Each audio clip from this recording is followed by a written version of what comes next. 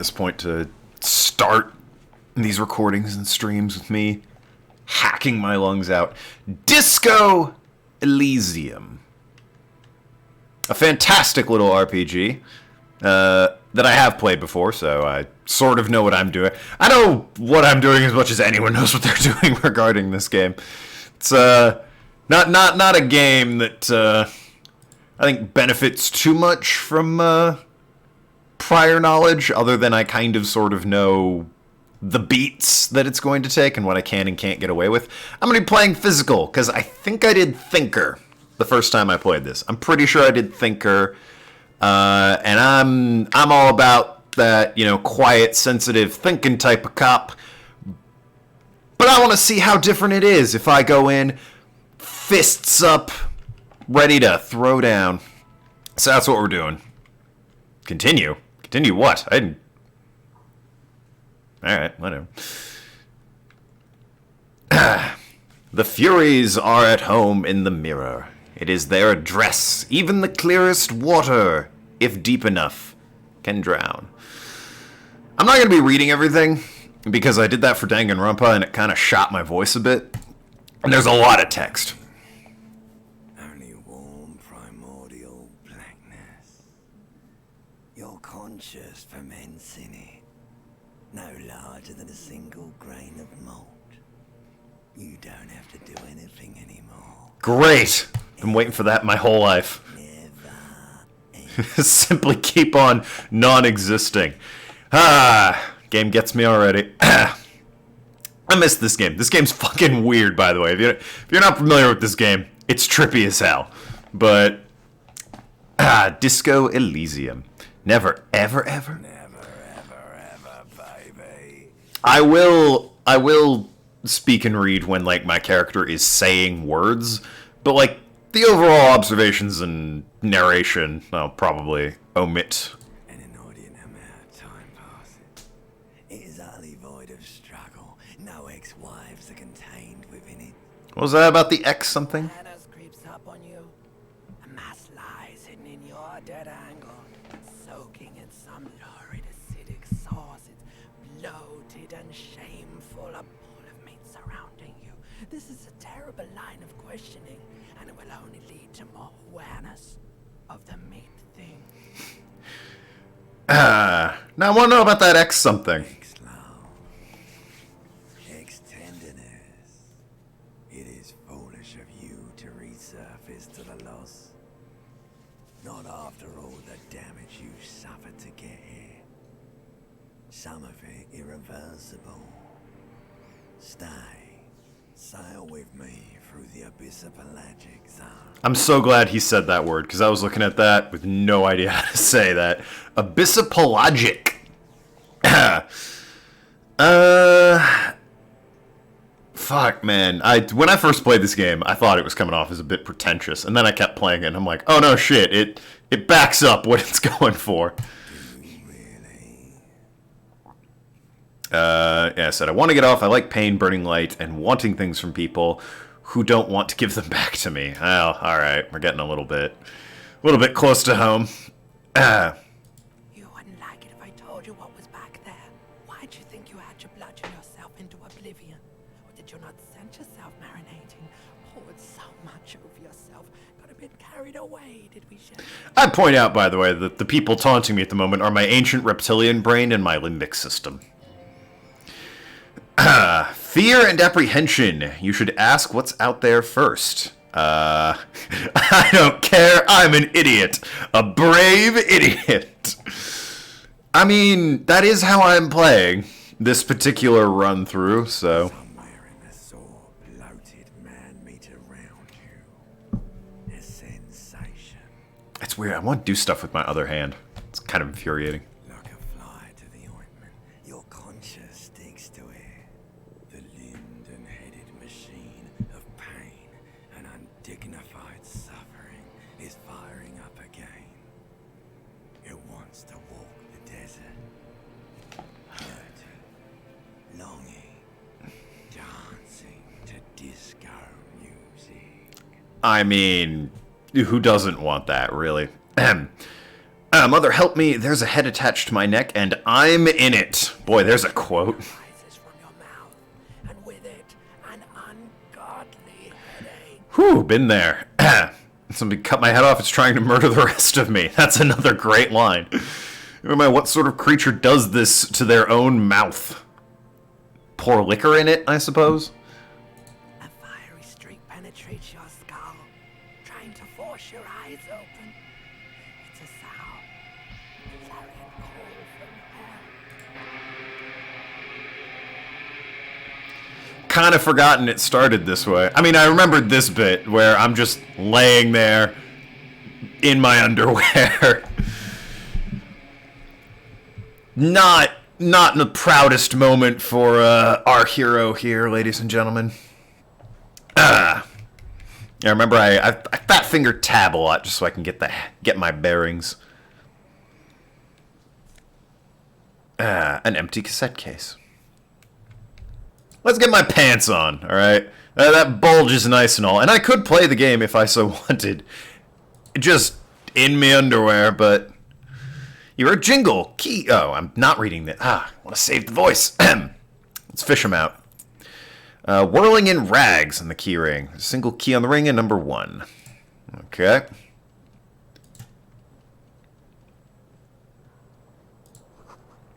Magnum-sized bottle of Commodore Red. It's empty. Looks like someone tore out the tape while the song was playing. Reel-to-reel tape player is still rolling on empty. Still on rolling empty. Let's see if I can face myself in the mirror now that I'm a goddamn idiot. Words fail to describe how rank it smells in here. They should have sent a poet. I know I said I wouldn't read narration. I'm a liar. Bottles in the bathtub, wine, beer, and sweet liqueurs. Is that my undershirt? Just hanging in the... Yep, yeah, it is. Alright. Okay. I like that my portrait before I face myself is just horrible and nightmarish. A mirror hangs above a bent and broken sink. It's a fierce discharge of masculine energy as someone has ripped in half the faucet. Hot water sprays from the base and steam covers the mirror. You cannot see yourself, just the outline of a man. Suddenly you realize you have no memory of the face that awaits you underneath the soft vapor. Really? Nothing? Really, all recollection of the person you are, person in your life, and even the world you're in has drowned in a sea of blood and alcohol. There was no mere night of drinking. It was deluge, world-ending proportions. Oh boy. With all synapses extinguished, I wish it wouldn't fucking do that every time I try and read it. It's a miracle you can even think this sentence. You've interrupted a true act of self-annulment here. Well, let's wipe the mirror. Slowly reach your hand towards the surface of the mirror. Abort! You clearly have not thought this through. You won't like what you see under there, and you never will unbecome it. I could just go through the whole game not knowing what I look like. Maybe I should touch my face first to make sure there's nothing wrong with it. Yeah, there's definitely something wrong with it. What? What's wrong? Where to even begin? There's bloatedness, swollen. It's an upholstery of alcohol underneath your skin. Touch nose, tongue... Wipe the mirror. How's the nose? Bet you're sorry. Nose feels like a small balloon in the middle of your face. It hurts when you honk it. Don't do that then. It doesn't appear to be a particularly tiny nose either. Not with all the drinks it's absorbed from you. Your tongue's okay. It's not! It's swollen and snail-like, wriggling beneath your fingers. Behold! There I am. There's the smile. Look at that guy. You have no idea who this thing is. Dear Lord, what is that? What does it do? It's some kind of superstar. I'm a superstar. It appears you're also dead. There's clearly rigor mortis on your face. Or wait, is that an expression? You're trying to make an expression with that face? Why? It might be because I'm a superstar. Stop, it's horrible. You're scaring yourself. Okay, let's stop. Oh my god, you can't stop. It's like it's not even voluntary. You have worn that grin on your face and now it won't come off. What does it even mean? What is the emotion you're trying to convey? Superstardom. Hell yeah. Gotta rock the superstar. You should check yourself for a pulse, superstar. It looks cadaverous. Looks like a cadaverous spasm. Oh good, I gained experience for checking for a pulse. You find no sign of life in your swollen neck. However, putting your hand to your chest reveals an irregular heartbeat. You appear to be alive for now. Encyclopedia. No, I'm an idiot, so Dig deep in your mind, locate the source of this expression, or attempt to stop the expression from happening. Electrochemistry. I mean, how are my stats anyway? Electrochemistry's not bad. It's my best stat. And yet, it's impossible to stop making the face. Oh dear. White means I can retry it. I mean, sure, give it a shot with my terrible, and it's like, nope, alright. Like the rest of you, it comes from a bad place somewhere in the past. That's all you know for now. Well, shit. I've never been able to stop making that face, by the way. I've played through this game. That face stuck with me. Take my disco ass blazer. Is that what that was called? Do the items have different names because I'm an idiot? Disco ass blazer, white satin shirt, flare cut trousers. No, I think that's accurate. I need my tie, though. Also, some shoes would be nice. Fan has 2 chain pull switches. One ends in a tiny fan, the other ends in a light bulb. A truly horrific necktie has attached itself to one of the blades. Pull on the fan. Squeak to a halt. Should be easier. Yes. To grab the tie now. Nice. Imagine if I fucking failed that. Roll to see if you can get your tie from the ceiling. You swoop up and catch the tie. It's a release from the blade. What you have in your hand is truly hideous necktie with 4 or 5 different patterns. The knot reminds you of a noose. Oh, good. Charming. The window stands broken in its frame. Cold wind blows in. Well, let's assess the damage. Nice. Shards face outward. Whatever broke this window came from inside. Did I break it with my hands? A fine web of scarring covers the back of your right hand, but none of it is recent. What did this? Most likely projectile than a held object. There are no fragments on the floor from pulling a tool back after the impact. What am I doing? Something you should have done before. Thanks, brain. By the way, visual calculus and shit talking at me. Those are the parts of my brain chit-chatting with me as I have an internal discourse. It's too large for a bullet, yet too small for a piece of furniture. You're looking for something heavy and larger than your fist. Like the green shoe on that hat rack in the corner. Oh boy. Which is coincidentally missing its friend. I should go and get that shoe. You've smashed the window with your own shoe. Now you only have one. If you're lucky, you can still find the other half on the balcony outside. The door to it should be outside your room. Cool, wind gushes in, your toes curl up from the cold. Let's go get that shoe.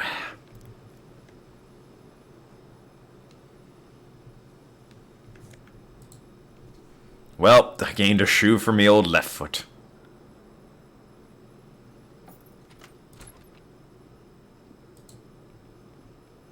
Iguana's -4. I don't know. The radio was chatting on about something.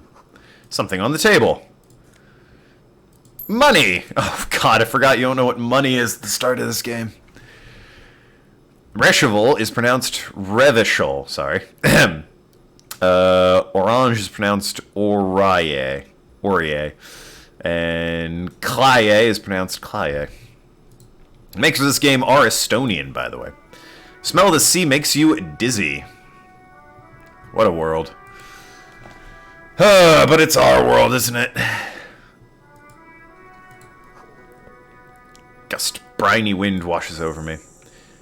They're both 2 identical shoes, copiously green and indiscriminately snakeskin, reunited to your feet. How they fit. Good, they're balanced, comfy, like the only good thing right now, truth be told. Alright, let's, Have I got anything on me, in terms of possessions? I've got a busted up empty cassette tape, and that's it. I've got the mirror for things I can do. Great. Lovely. Face myself.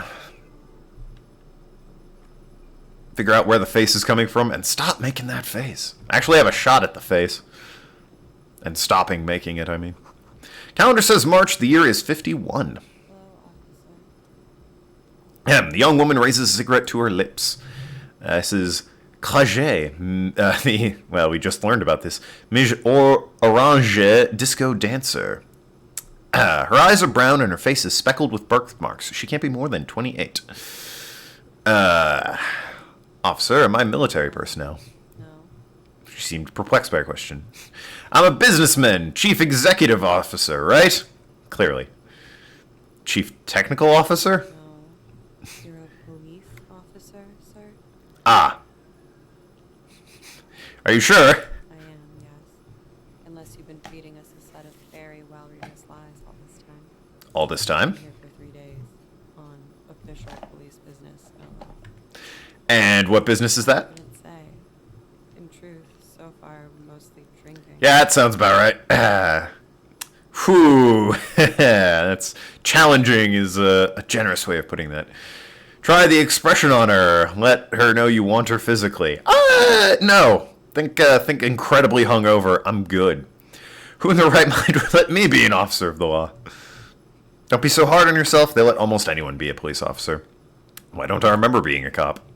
Could be because of the drinking. She raises an eyebrow. Cigarette sizzles. She hasn't had time to put her makeup on this morning. This is her morning cigarette. She looks tired. Her beauty waning faster than it ought to at her age. Not gonna bother with the face. Be careful, officer. They don't like the police around here. Okay. Something stirs in you as she is about to go. Call it instinct. You need to ask a question.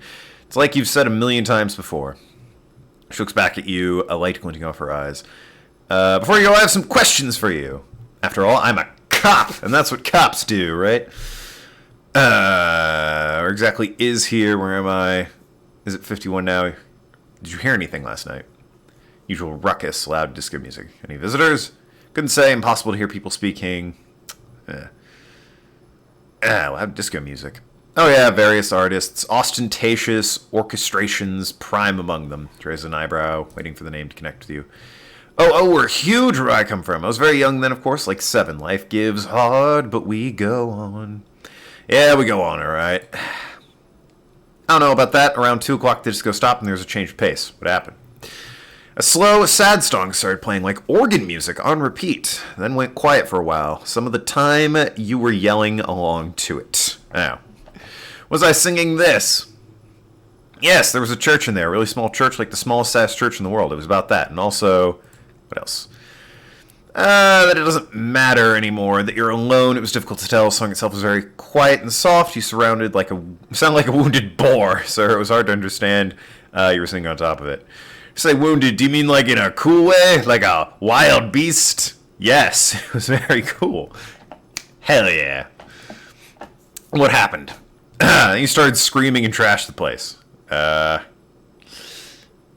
you sure I wasn't being assaulted? No, it didn't sound like there was a fight. It sounded like someone was trashing their room. A window was smashed, tape player probably, a song stopped, furniture, real destruction, destructothon. There was screaming, then I think you passed out.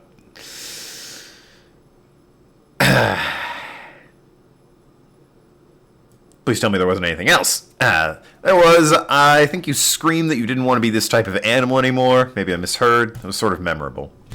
Sounds like you had some real fundamental pain there, muscle man. Ahem. And when afterwards, everything was quiet by then, around 4 or 5. And that was that. Glad to have been of assistance. Yeah. I think the less said about this situation, the better. Looks like she left a nice long stub in the ashtray. You should pick that fat, juicy cigarette butt from the ashtray, light it up, and smoke the living shit out of it. The what now? The living shit! Your mesolimbic reward pathway does not mince words, and it wants smokes. Am I a smoker? Who knows what you are, a monster, a murderer? The gnome of Jeroma! You feel like a smoker, especially when you look at that juicy, succulent, seductive cigarette stub, still smoldering deliciously. But you broke it at the filter. I can't smoke that. How very astute of you! That renders it ineffectual. You should look for a whole cigarette, or better yet, an entire pack. Strike that, a carton. Make sure they're all healthy and able-bodied, then smoke them all. Well, I'm a moron in this playthrough, so I'm going to enthusiastically do that. Good! That'll make you stronger and better. You're too old to be cool now, but find cigarettes, smoke 'em, bam! Instantly cool renegade man. Mystical red dragon with smoke rising from his nostrils. Plus, smoking them gives massive bonuses. Yeah. See, kids, smoking. All kinds of reasons to do it. You think you're a dragon. The weekend edition of the satirical newspaper Trompe le Monde. Nothing on the front page rings a bell. Strange. Alright, well, let's see what the downstairs world has to offer us.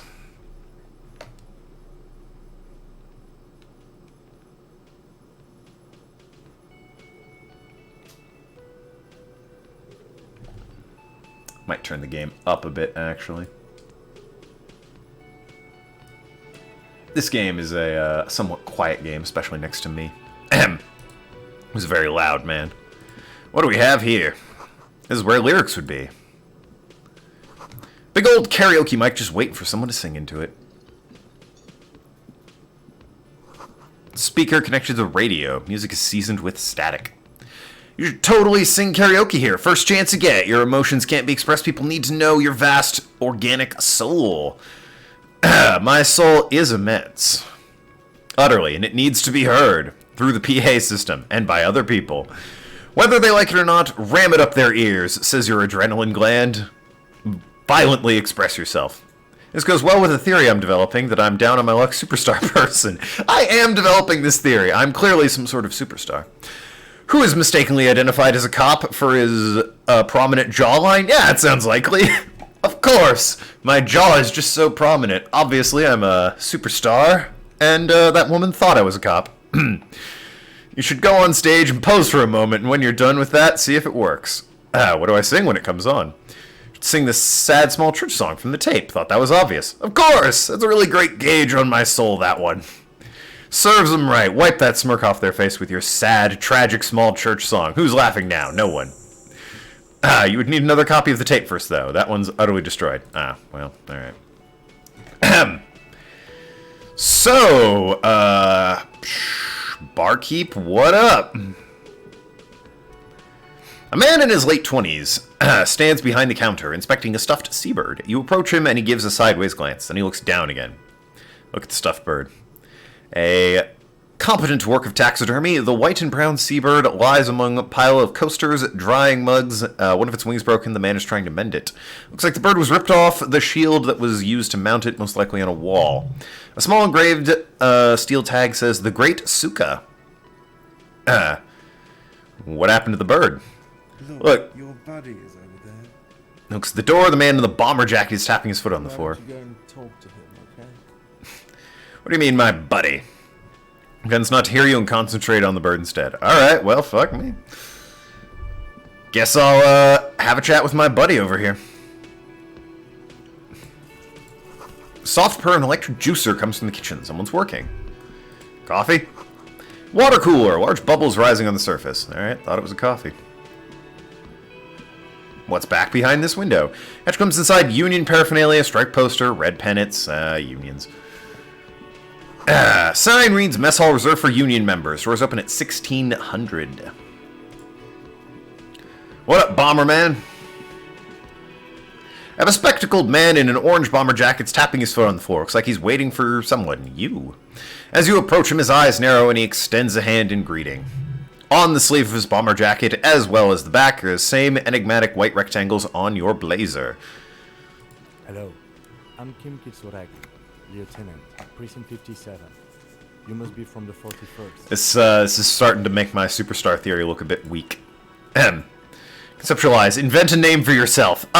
Brilliant. Do it. Fuck. Raphael Ambrosius Cousteau.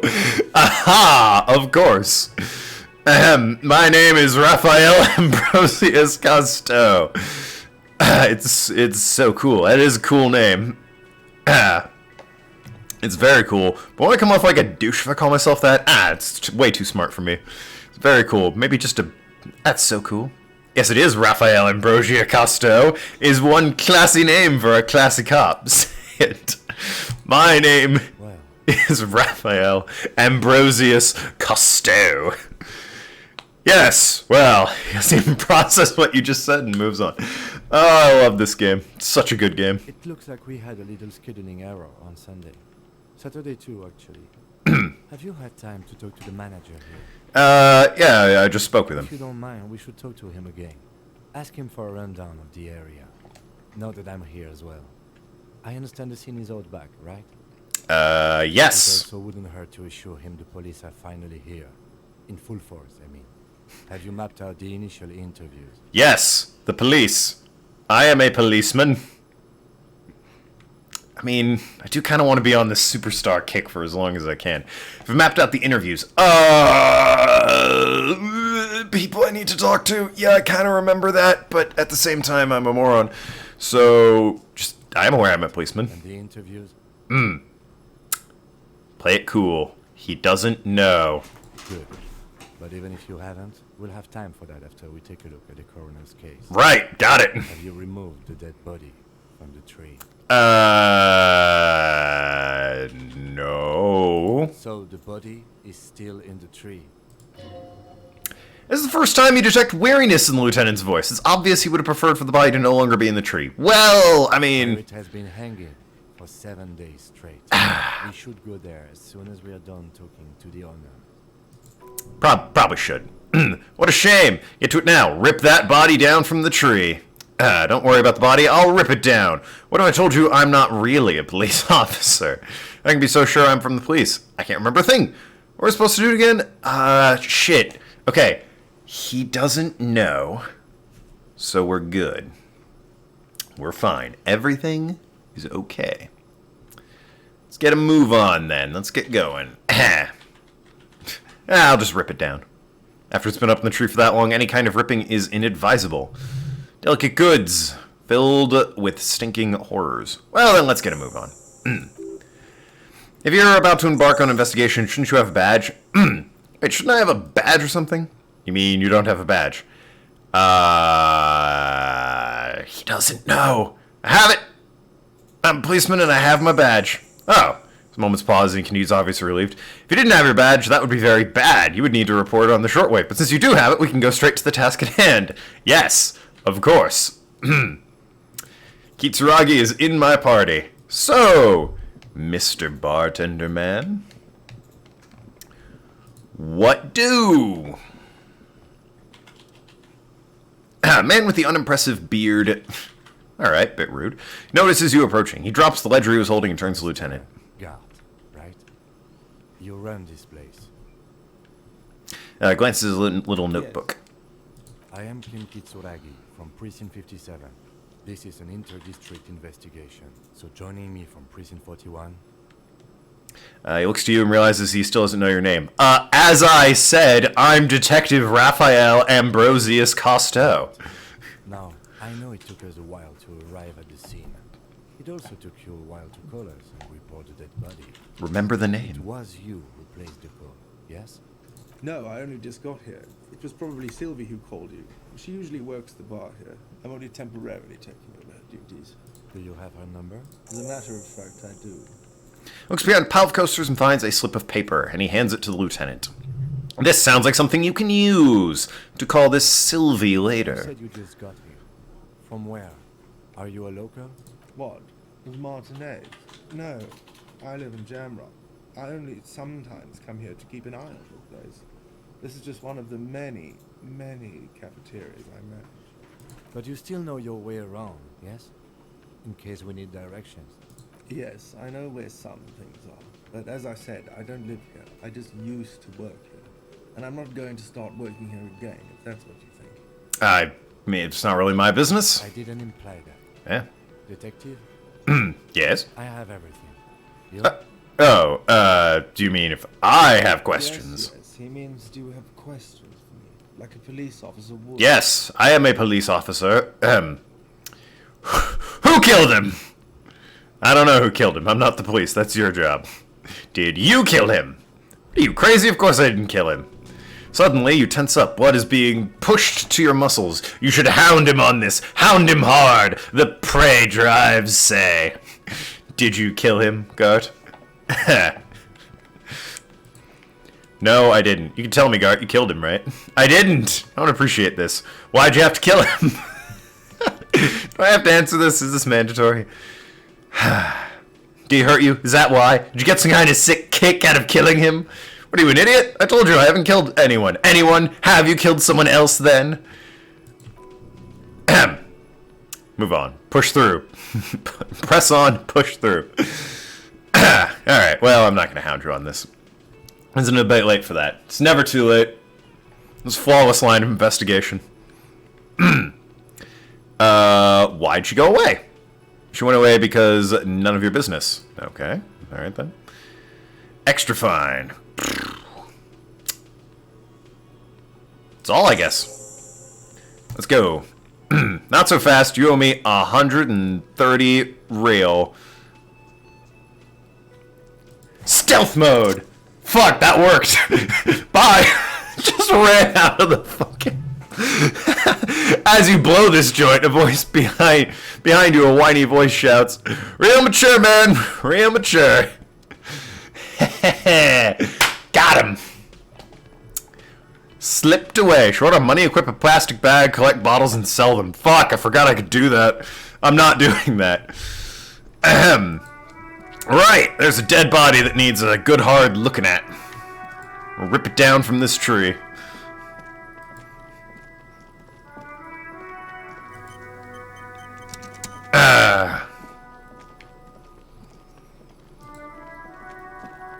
Excuse me, young man. I'm looking for a dead body. Oh. Could you, Smells like spoiled meat and curdled dairy a human being decomposes. Feel like that should have been the thing you noticed first, not the smell. Maybe the smell. Several footprints in the mud left by work boots. Anywhere from 6 to 12 pairs. Get an exact count. Oh, that's not a good. Bad odds. What kind of boots? Heavy workers' boots. Does that help? No. Okay. Hey, kid, are you throwing rocks at this dead body? Could you not? Maybe? Kuno's got this! Boy throwing rocks at the dead body can't be older than 12. By the way, this woman's Finnish, and I have a Finnish friend who, has a special love for this particular character, with her random Finnish words. I have no idea what what did she... Napakimpi? Sure. It's finished. It's Finnish. I know that much. I know my friend could probably translate. She rather enjoyed translating for me. She's not here right now. A word. A police business. See, that I understood. That was crystal clear. Okay.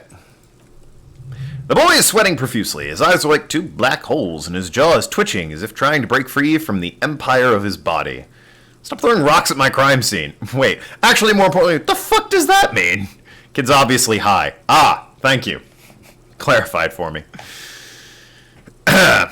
Stop getting high at my crime scene. Alright. Yeah, right in the mouthful. The shit himself. The rake, Kuno. You should throw the rake at him, Kuno. The fuck does Kuno know what a rake is? Kuno's not a gardener. Kuno makes a good point. I'm not sure what a child throwing a rake at me would accomplish. Goddamn right he's not a gardener. He's an athlete. Every rock connects, making the battered corpse just look a little bit worse for wear. Got a good hand, kid. Wanna hang out? I'm not a narc. Yo, kid, let's hang out. Let's do some drugs. I'm cool. I'm hip. I'm not a narc. I'm only a cop. What? You wanna fuck Kuno now? No. That's it? That's all you got? No, got your ass handed to you by the Kuno. Swaying from side to side like a vicious rooster. Who's the man now, huh? Kuno's the man. You wouldn't believe the pussy Kuno tears up. What was that, Kuno? Nothing, see? Nothing. Just slicing some bacon. Wanna hang out? I'm not a narc. Fuck no. Kuno doesn't buy that shit. Fucking entrapment shit. Fast. This kid has got street smarts. Kim, what do we do about this? Shouldn't do anything. I don't tempt such forces. What forces? Ugh. Look, I have questions. Alright, entertain the Kuno. Show me what you got. What you got there? What you got, huh? Show me what you got. The body. What do you know about it? Crime scene. Kids often play in the yard. Who's Kuno? I think I figured out who Kuno is. That one I can skip over. Ahem. What do you know about it? Shitload, pig. What's the question? Don't tell the pig shit, Kuno. You know how it got up there? Probably climbed. Kuno was busy down the road when shit went down, so you didn't see it happen. You heard Kuno. Kuno wasn't even in Martinez. Kuno wasn't in Recheval. Kuno wasn't regional. Oh, okay. Where'd you go then?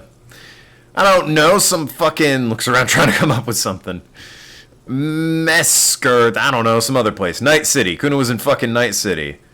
Where's that?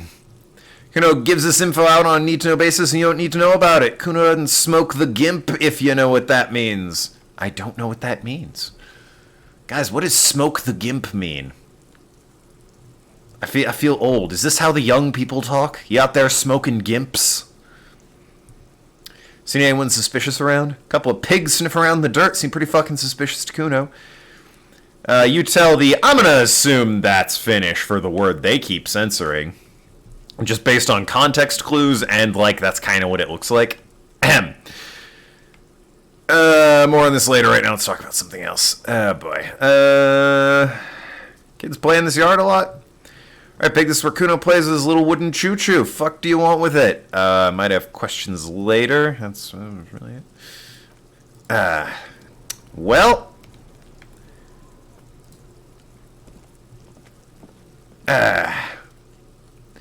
Corpse looks at you with bulging eyes. Face around them doesn't look human. It's swollen and ready to burst. His lips are fish-like, his tongue like a ball gag in his mouth.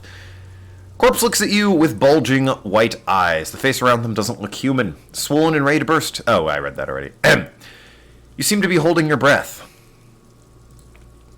A cargo belt twists around his neck at unnatural angles. The body below appears... to be stiff. It's letting out an ungodly rotting smell. Seeps in even through your clenched nostrils. Why does it have to be so bad? Active decay! It's alright to throw up, officer. No one is judging you. About to blow! Cop's gonna blow! Legendary endurance. I've got a 25... You know what? I'll roll those dice. 25%? 28, actually. That's better than those odds in, Evil Within. Well, I'm a failure. What do I need to pass? I need 14 and I got 12 because I rolled a 7. Well, the smell is repulsive. It pushes from your mouth more instant and familiar than anything you'd expect. More fever than odor. It fills your mind, flushing you from within. Try and walk away. Nope. Threw up. Charming. Delightful. Yeah, visceral. Too late. It's impossible to keep it in. Your body curls and pushes over, burst by burst. Till a pool of vomit lies under your feet. I probably feel better after that, honestly. Get it out of my system. Your throat stings from stomach acid. The smell of Commodore Red rises from the pool, among distilled spirits and bits of shish kebab. Fucking corpse. Lieutenant hands you a blue checkered handkerchief. Keep it. Thanks. Hangover is clearly making this worse for you. You should use some ammonia to clear your head. You think it would help? If you can handle the headache, some officers use it to deal with cadaverine odor. And where do I get it from? There's a Frit store nearby, east of the hostel. Usually have a small apothecary. If they don't, points to the greenhouse.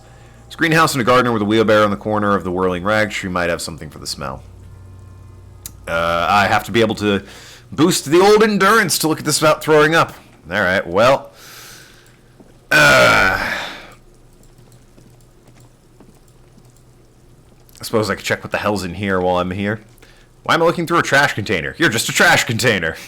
Body is downwind from here. Maybe you prefer the smell of garbage to the smell of death. How do I get this lock open? Try using a pry bar. There's one in the motor carriage, or... You say pry bar? Fuck yeah, pry bar! It's not a pry bar, it's a crowbar.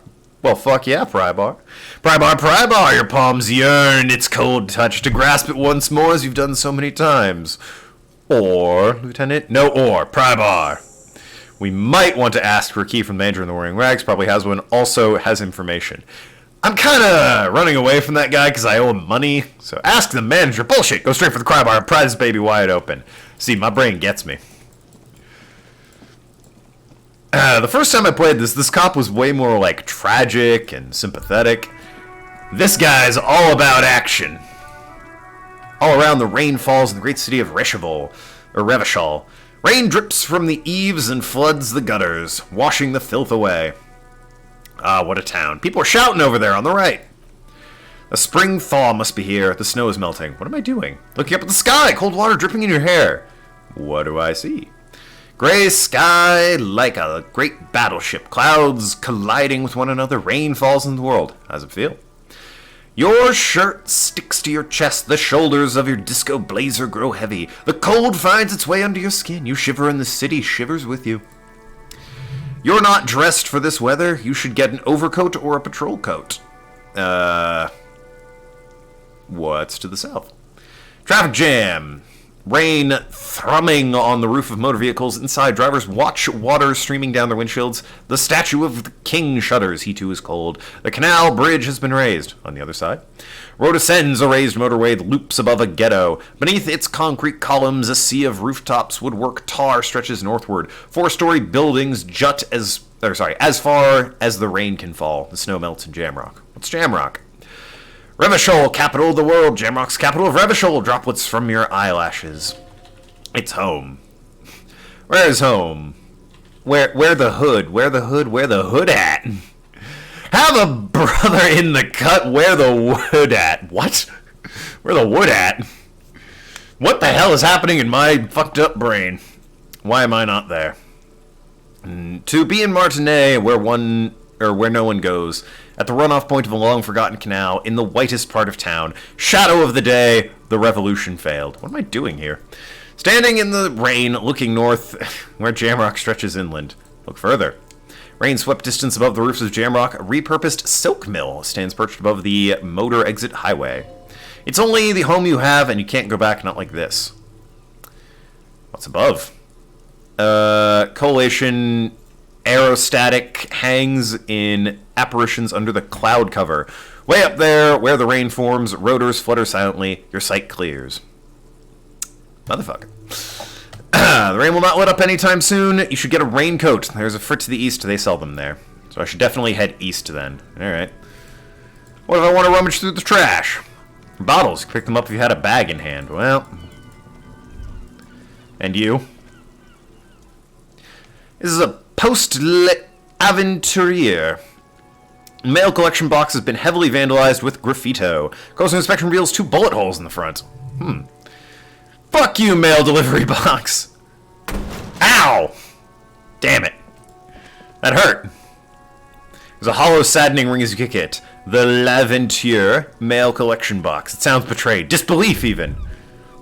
Your toe has suffered damage. It hurts. Well... Cool, Lieutenant nods approvingly. You really showed that mail collection box. You think so? You think it was cool? Yeah, I don't. Oh, well. Good mail delivery box, then. The mail collection box has no faith in your psychopathic manipulations. Oh, this fucking game's the best. Delightful, delightful game. So, pry bar, right? Let's get this pry bar. In the cabin, you're welcomed by a set of steering levers, radio microphone on a hook, pull-out toolbox under the seat, and a soft glow of fuel preheater gauge. A scent of leather work and heavy fuel oils washes over you. Toolbox. Out drawer, tools neatly organized. Take what you need, officer. It's going to be a long case. I'm not protective of my tools like some men are. He's clearly a little protective of his tools, but what can you do? Work is work. Gotta get that pry bar. Cool and heavy, like the truth. You feel like you're reunited with truth once more. Useful for opening all sorts of doors and lids. Hell yeah. Chain cutters. That could be good. Handlebars are long and sleek. Snap, snap. You can do good work with these. Cut chains, locks, ropes, especially belts. Make the hand crank flashlight. Robust, weatherproof, and well made. Police issue blue. Alright.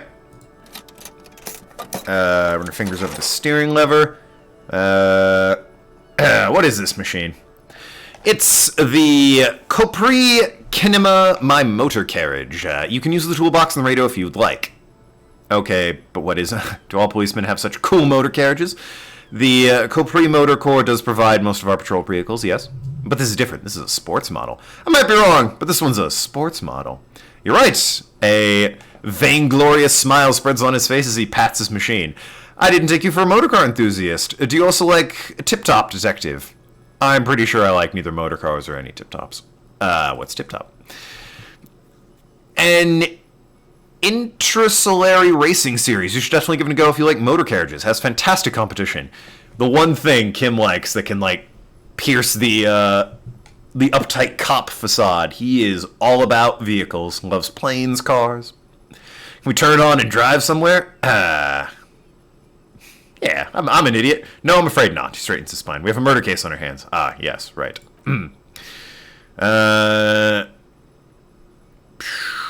Radio. Frequency tableau lights up like prime line glow. And then you hear something. Soft purr of electric kittens. A woman's voice. Precinct 57, hello, Lieutenant. How may I assist you? Alice, please assist a colleague from the 41st here. I'm putting him on. Come in, Delta 10. This is Firehawk. Do you copy? Sorry, Firewalker, not Firehawk. This is Officer from the 41st Precinct. Nice to meet you. This is Officer Alice Dimitri, Precinct 57. How may I assist you? Under green prime line, a yellow saved button catches your eye. You wonder what the lieutenant's default radio station is. You need to make contact with civilian. I do actually have to ask her. I should also check in with the precinct. Well, let's check in with them after I've interviewed an individual. Don't we have the number? Yes, hold on. There it is. Received. Hold on.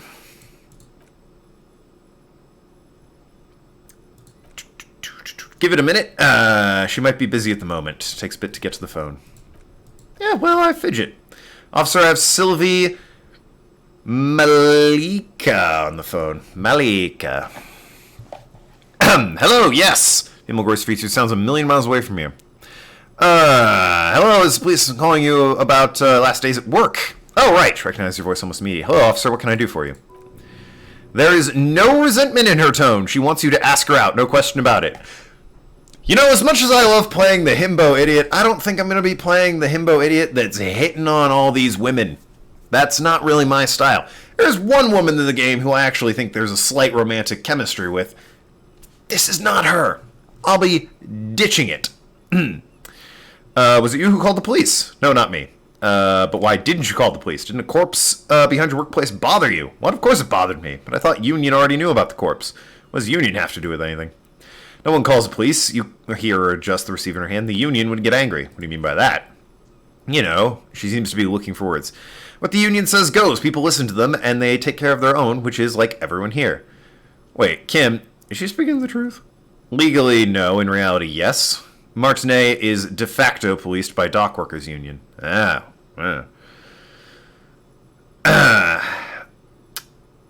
like there's a limit to my authority around here. Great. So why didn't you let a corpse hang in your own backyard for weeks? Why exactly did you let instead of calling? I didn't want to get in trouble with the others. But further, show her the error of her ways. Get this straight. You ignored the law to save your own skin. What others? Other people live around here. Local people. I didn't want any trouble. What trouble? You don't live here. You don't understand. Squealing is frowned on here.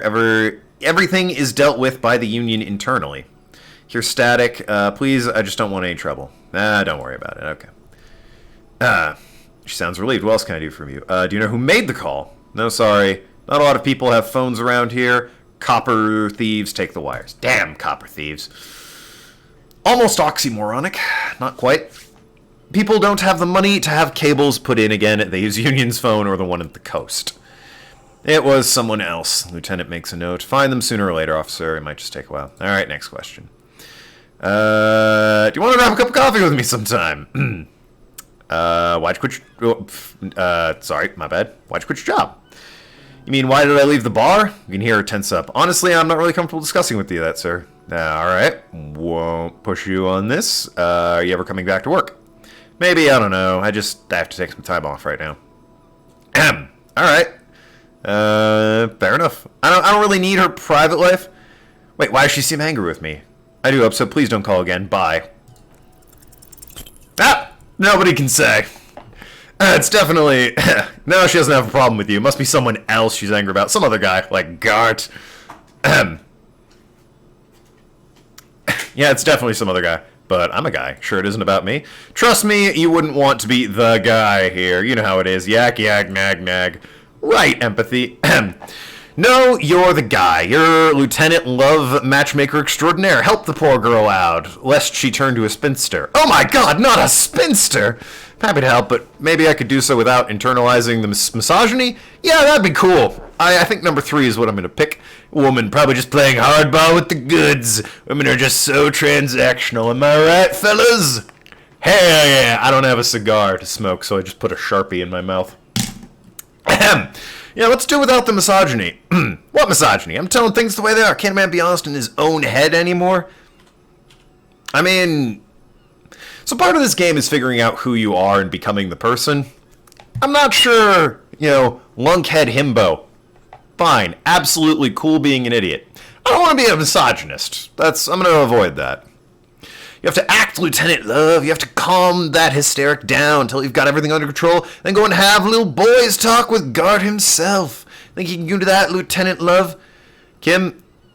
I'm sorry. Are you still there? Kiddo, listen, I've got everything under control. Daddy's gonna take it on his lap, little darling. I don't want to say any of those things. Refuse the love quest, although it's wonderful. No, I'm gonna pass on that. If it weren't for the kiddo, I might actually pick that option. Are you still there? I've got everything under control. Like that's fine. It's the kiddo. Although that's more of an age thing than a gender thing, I'd imagine. 2 is right out. Absolutely not. You're just a gimp. What, you want to be more empathetic? Nothing's wrong, it's just sexuality. There's a fine line between, flirting and casual chit-chat pick-uppery and just unwelcome badgering. Call terminated by other party. Anything else? Yeah. Give me my precinct. We've got dates. I've checked out the body. I totally have my badge. And I've interviewed a couple witnesses at this point. Sort of witnesses. I got a lead on the dock workers union. All's good. 10-2, 10-5, this is 41st, come in over. It's me. I work at your station. 10-4, what's your status? It's not good. 10-18, 10-20 over. Can you repeat that? Yeah, okay, well, it didn't help. Numbers mean nothing. State your message, sir. Over. There's a personal detail I'd like to discuss. Your badge, it should have most of your personal details. Look over that. Of course, I can look at my badge that I have. No, that's all. Over and out. Well. Just be on my way then. Damn. I think people might suspect I don't have my badge here soon.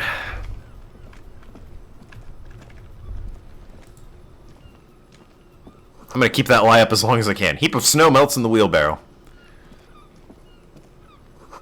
Street sign reads, fuck the police. Oh, charming.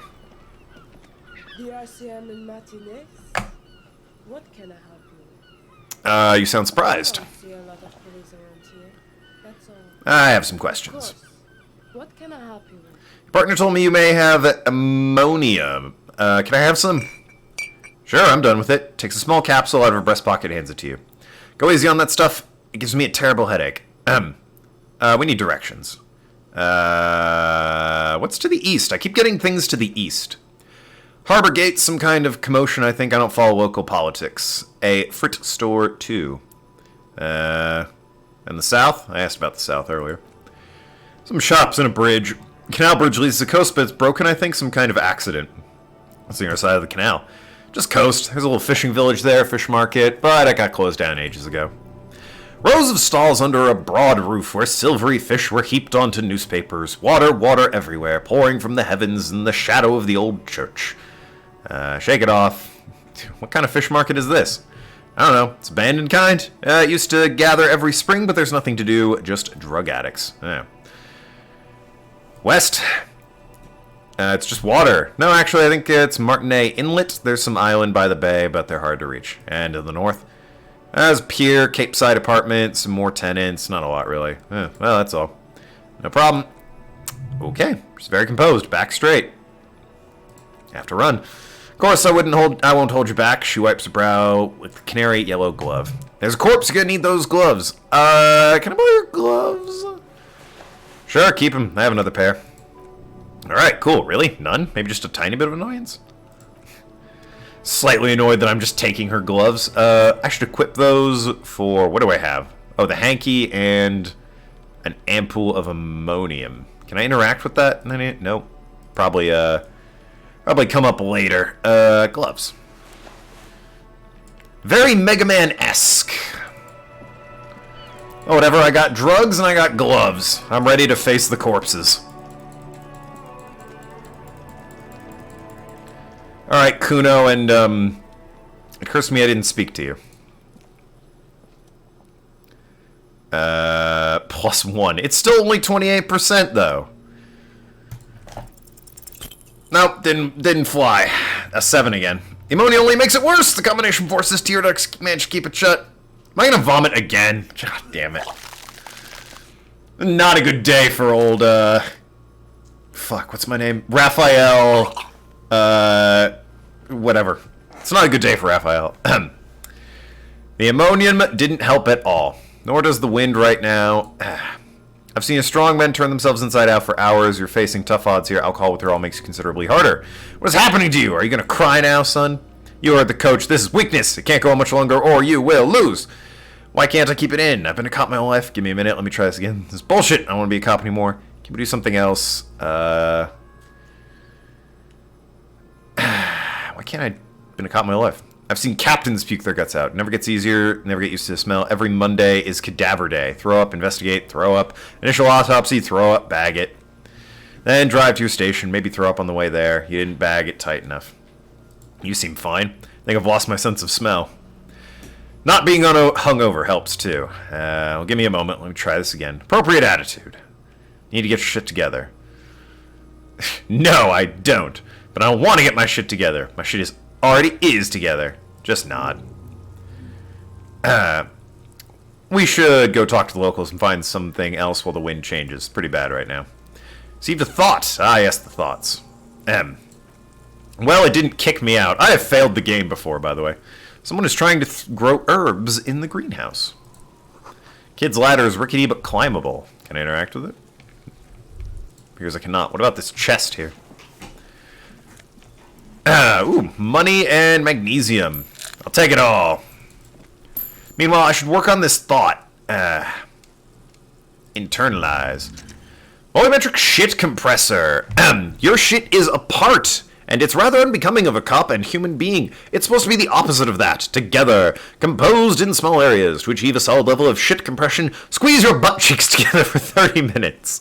Do something similar with 2 hemispheres of your brain. Talk to people. That may help. Right. I'll get right on that. The old butt cheek business. Now then, about this pry bar. Tools. Give me that pry bar. Stop throwing rocks, kid. Gonna hit someone. Well. Have at it. Fuck, that worked. Nice. Stick a pry bar into the fissure beneath the lid and push down. Doesn't take much force and with satisfying crack, metal gives way and you open the lid. Doth. Don't. Maybe you shouldn't. What's this? Just a feeling, a warning, some part of you. Open the lid. Smell of rotten food greets you. You see soggy cartons, dirty rags, and organic waste. We're just in time. This hasn't been emptied for over a week. Box of cartons, some milk, egg, broken, pasta wrapper. Pasta wrapper, what? Pick up soggy packages. You've done this before. The movements are recorded in your elbows. Used to what? Dumpster diving? No, searching for evidence. Dive further. Box falls in pieces in your hands. Batiste Soleil cereal. They're plastic package tubings below and turbo noodles. The rags? Threadbare kitchen towel, a pair of denim trousers. The legs are slime covered. Ugh. Unspool the victim's clothes. Lieutenant smells them. Cadaver odor is faint, belongs to the deceased. They were removed when it was still early signs of decay. Drop them in here. Yep. Lieutenant quickly searches the jeans. Guitar, marked blue jeans, pockets, or empty. He wore them with a belt, too wide, loops appear to be stretched. The belt is missing. That's it. Do you see anything else in there? I have another bag. Yeah, reach for the slimy thing. Drab long sleeve shirt, olive colored. Bag the shirt. Military type overgarment. No label or serial number. This is kind of a rib knit shirt that's worn over the armor to conceal it in an urban scenario. Anything more? Rest of it's rags. Yellow old mug catches your eye. Thrown out towel and a mug. Alright, we should go to Gart. Yeah, we should ask. I think someone from the Royal Bags is involved, maybe? Go to Gart again, ask who knows a place to collect trash. Could be as simple as somebody from the hostel clean the yard, or that one, he nods towards the red-haired boy. I'd advise against confronting that force. Advise against confronting that force. Not really. All we know is that the victim's clothes were in the trash, the lid was locked, and the establishment had the key. It's just a small, loose thread. Okay. Lieutenant nods. What about that mug? Pick a Brussels mug. Oddly racist description of the yellow man. Oh, frolicking in saffron. Probably antiquated. Only in its social sensibility. Yeah. Fair enough. Even the game knows. Lieutenant briefly glances at the mug and returns the sight to the trash. Close the lid. Great. Now I've just got a racist coffee mug. That's one thing off the list. I think we've got it all. Don't feel like rummaging through the food. But hey, I'm sure that racist coffee mug won't look bad on this idiot who apparently occasionally can't decide if he's misogynist or not. Anyway, let's head east. You know what? I probably should put the pry bar away. There we go. Don't want to just be running through the street wielding a pry bar. Look like a menace. Welcome to Revachol. I mean, it's a bit presumptuous to just assume this man is racist. Right now, he's just kind of ugly. Why are you addressing... Oh, wait. Welcome to Recheval. The remark isn't addressed to you. It's addressed to the lieutenant. Oh. I know Recheval. That's where we are. Don't you welcome to Revachol me. My grandfather came here from a 3,000-year-old racist isolationist culture, while your ancestors came to this island a mere 300 years ago. Every school of thought and government has failed in the city, but I love it nonetheless. It belongs to me as much as it belongs to you. You tell him. My character has no idea what's going on, but he's a good hype man, damn it. It's men like you who keep Revachol divided, making it that much harder for everyone to climb out of this post-war limbo. What's going on here? Oh man, I just said welcome to Revachol. It's a lorry driver thing. I know exactly what you meant. You think my kind doesn't belong here, that I should watch myself and behave. I mean... That's definitely... There's certain an underlying implication of that. I don't know if that was explicit or not, but... But you see, I'm an officer That's... of the RCM. Honestly, that was probably it. My job to make sure you behave. It wasn't explicit, so there's deniability. So he can be like, it's a lorry driver thing. It has nothing to do with race. The air between them becomes tense. Your partner needs backup. Now's your moment to shine. Fucking A, Kim, I got your back. Give him a punch on the shoulder. Well, I think we've all learned something here. We've all learned something here, everyone. Reading Rainbow style, we've all learned something.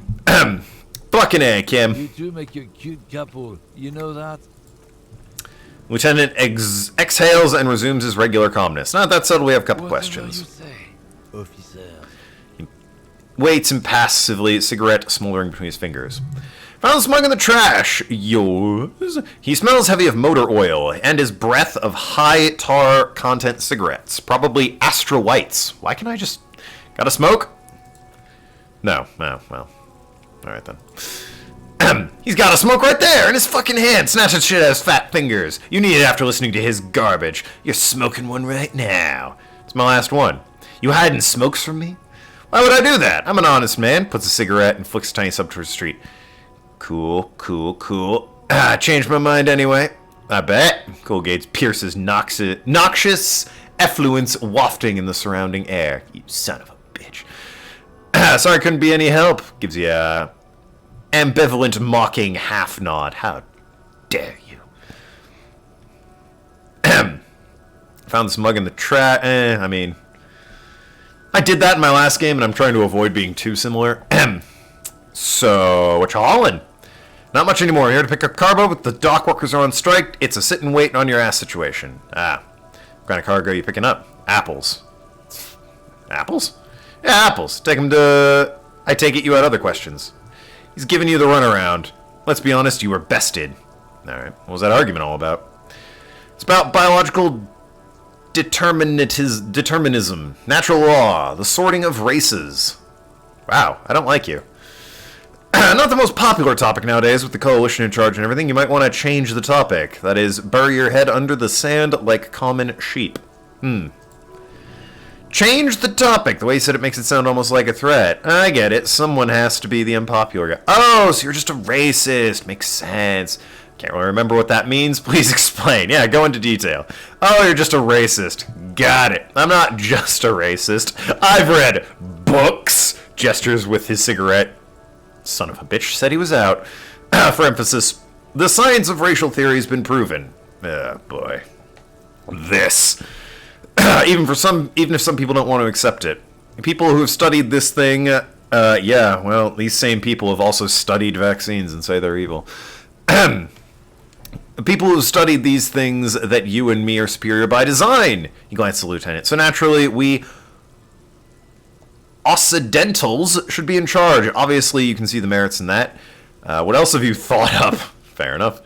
Yeah, I can tell you a real prime example of superior design. Right, I've already made up my mind. Want to hear it? Oh, man seems mildly disappointed you don't want to hear more of his lecture. Yeah, no, I don't. I think I can get down with racism. Maybe I'll go back one day and play a guy who actually says, I think I can get down with racism. But not today. Yeah, I'm not down with this. Why don't you go fuck yourself? Don't push your luck, runt. Man gives you a disgusted look and turns his attention elsewhere. I'm playing a huge himbo man. That felt good. Your heart's pounding. You should tell people to fuck off more often. Kim! I should tell people to fuck off more often. Not as a general rule, but that one was justified. Better to get the lay of the land before telling people to fuck off.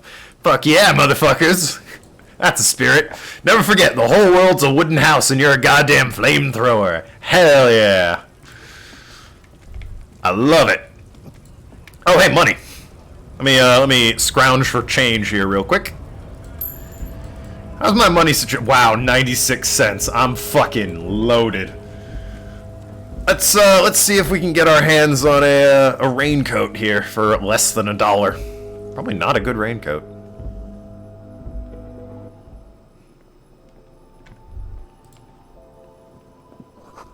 Yellow roses, dozens of them. Tulips. Huh, nice. And over here. Melancholy pop song plays on the radio. And what do we have here? One bottle is 10 cents. Oh, right. I need a bag for that, which I do not have. Hey, got a raincoat? Feel free to look around. Oh, it is Frit. Everything is out on the shelves. What's that magazine she's reading? What is this? Frit. I don't know. Frit? Why is it written with 3 T's? I think they think that the extra T makes it funkier. It doesn't. Alright then, I have some questions. Okay, I'm not really supposed to be chatting to anyone, but... Do you have any ammonia for sale? Looks from a magazine. Yes. We have it there in the medicine cabinet. Go ahead and look for yourself. Can you tell me about the dead body? I don't really know anything. I mean, I know it's there, but I haven't seen it. How long's it been there? Really long? Great. You know the man who died?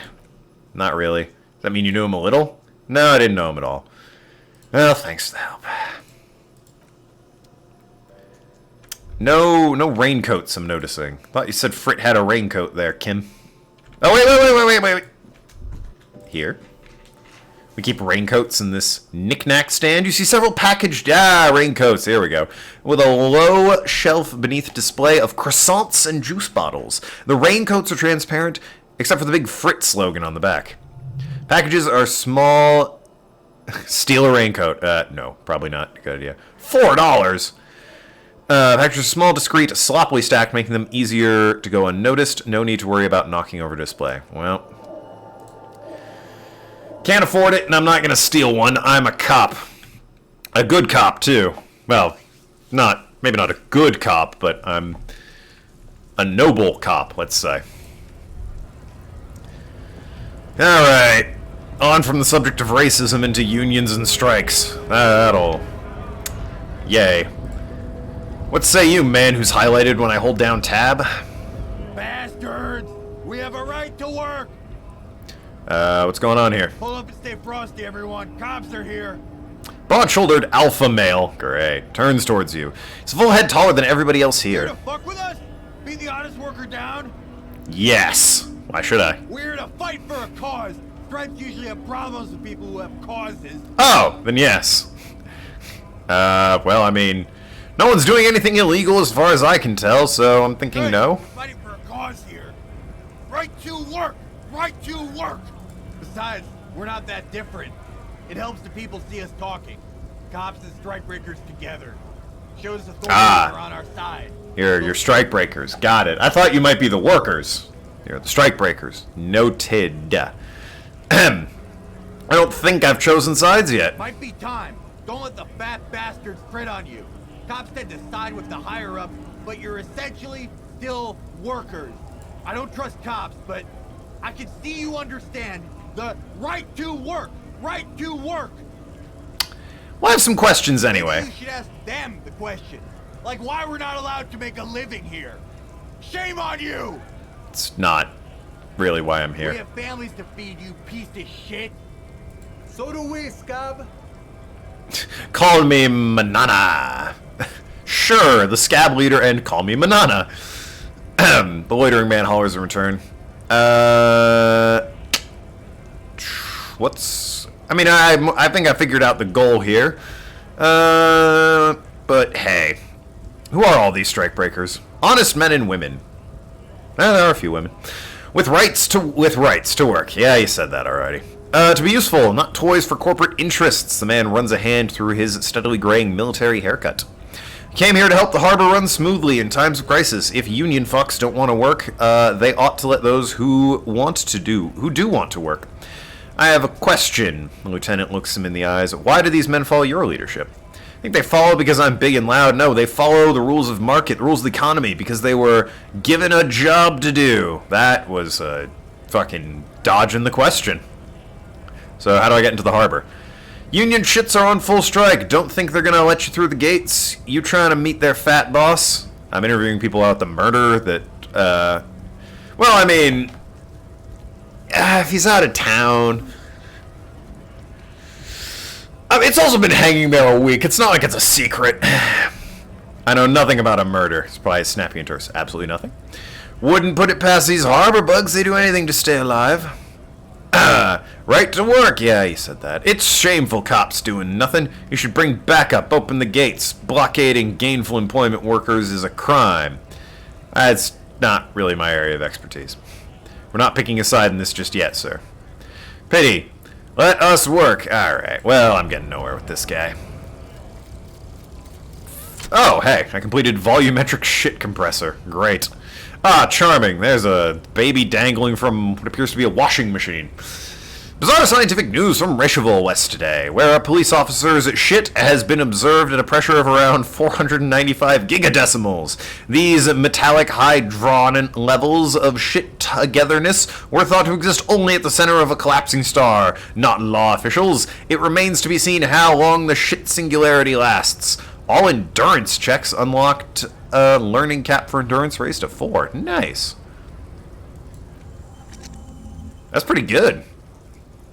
All endurance checks are unlocked. Damn. Alright. I got anything else I can... No? Alright. Okay. Well, good to have. I appreciate that. Money on the ground. Lorries, okay. I think I've broken $1. Hell yeah, $1.56. So how about you, call me Manana? Scab? Asks the man, jolly eyes tilting his head. What did he just call you? That? Oh, no, not this again. You just got away from that damn kid. No, I don't want to do this again. Did you just call me that? No, I said scab. Oh. What's that? Yeah, I'm a scab, whatever, right to work. What is a scab? Kind of a worm, content with mere survival. They come, they want to do our job for shittier pay, screwing over both themselves and us. Everybody loses. And where'd they all come It's from? me. Somewhere in the ground, I think. You don't seem to like Gotta them be much. Very stupid or freaking evil to scab. Or I guess, scared maybe. Desperate But would be scared the of word. what? Of who? Being poor? Eh. Personally, I'd rather beg than scab. If the gentleman shouting on the street came begging, maybe they'd have gotten something. Have you tried talking to them? We've explained the matters, but they don't listen. This lot would be reasonable and go home if the big guy wasn't riling them up all the time. Well, I'm not a scab, I'm a I cop. was just messing with you. No one's ever seen a cop scab. Yeah, hard to scab cops. Imagine, you cops going on a strike, but then another cop comes in and says, let us cop for less money. Speaking of, what brings the RCM here, to the Wild North? Come to see the strife? Come to Martinet investigating a murder. Murder, huh? That sounds like a lot of hard work. You never see me investigating a murder. It's actually fun and easy. It's really not. I've thrown up twice. It's almost impossible. I'm 91% sure I'll never get this solved. I have no idea what I'm doing. That's okay. I have no idea what I'm doing either. Don't we all, Manana? I don't even know what day it is. Don't tell me it's a better day that way. It is better when... Well, I mean, you should know what days you have to go to work, but beyond that... what's the strike about?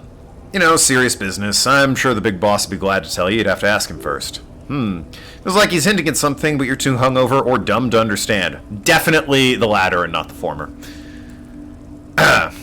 My friend, I respect your right to roam. The open range awaits. Does that mean you'll let me through the gate? I don't operate the passage. I'm not a granter of passage. He takes a swig and points up the stairs with his flask. The passage grants itself. That's simple. I just walk in. I walk right past Measurehead and go in. Measurehead? Yeah. 2.5 meter tall Seminese supremacist there. Ooh. Walk right past him. Right. Then press a button to unlock the door. Aha. And then go past him again. Okay. And enter through the harbor through the office. Esta. I don't think that's going to be easy. Don't worry, I'm sure it's not completely impossible. For example, you could best Measurehead in physical confrontation. Or you could convert his Seminese supremacist worldview. Or maybe it's actually impossible. Oh boy, Measurehead. Has anyone ever bested him in physical confrontation? No, not yet. Fixes his eyes on you, evaluating your prowess. He's incredibly strong. Nothing a couple of solid hooks from Dexter and Sinister wouldn't fix. Hell yeah, physical instrument. You got my back on this. Has anyone tried converting to his worldview? Jean-Luc himself would say philosophy has proven overly heroic for the scabs to convert to. Not enough intuition. Ahem. I should go meet this Measurehead then, shan't I? Why are there just women hanging around up here with him? Hey, buddy. Nobody betrays your degeneracy. Nice to meet you too. Yeah, Measurehead. His body totally betrays his degeneracy. Great, he's got hype women. Say nothing and size him up. Yeah, let's do that. You admire my morphophysiology. Not quite. A ripple of muscle passes underneath his skin. He lets you look. It must be frightening to stand in the shadow of this axial pinnacle. Because, Sandwich, you are not in danger. Because you are not a threat to me. Did you just call me a ham sandwich? Puff out your chest and say nothing? What do you mean my body betrays my generosity? My body does not betray my generosity. My body is unimportant. Yeah, you know what? Fuck you. Does not. You have succumbed to Al-Ghul. I don't know what that means. His face contorts in disgust as if you were smelling a dead rat. Speak of it.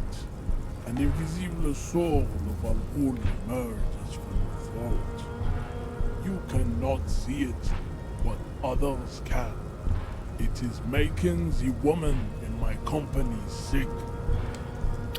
You're right, I'm an alcoholic. Now I need to enter the harbor. I have a problem with alcohol. I just drink on the weekends.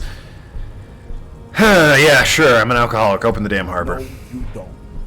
You need to get another thing. Occidental Upload Group B4 is done giving orders around here. The influence of the Sandwich race is reign. I'm the police and I need you to comply. Signs of a late stage neurodegenerative disorder. How far the Occidental Upload Group has fallen. You were once a noble and powerful race. You gave the world eugenics, electricity, and powerful weapons of war like missiles and aerostatic aircraft. You made great gains in metallurgy, race theory, and statecraft.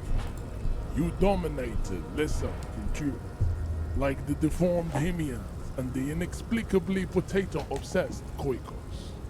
But now your ascent to the genetic summit has halted. You are obsessed with sadness and with frivolous pop culture. You will be superseded. Isn't that right, babe? It is, baby, yeah. You know it. Damn hype women. There's a button right behind him just out of reach. It must be the one that opens the gate to the harbor. I just need you to move about 20 centimeters back. I could push him out of the way.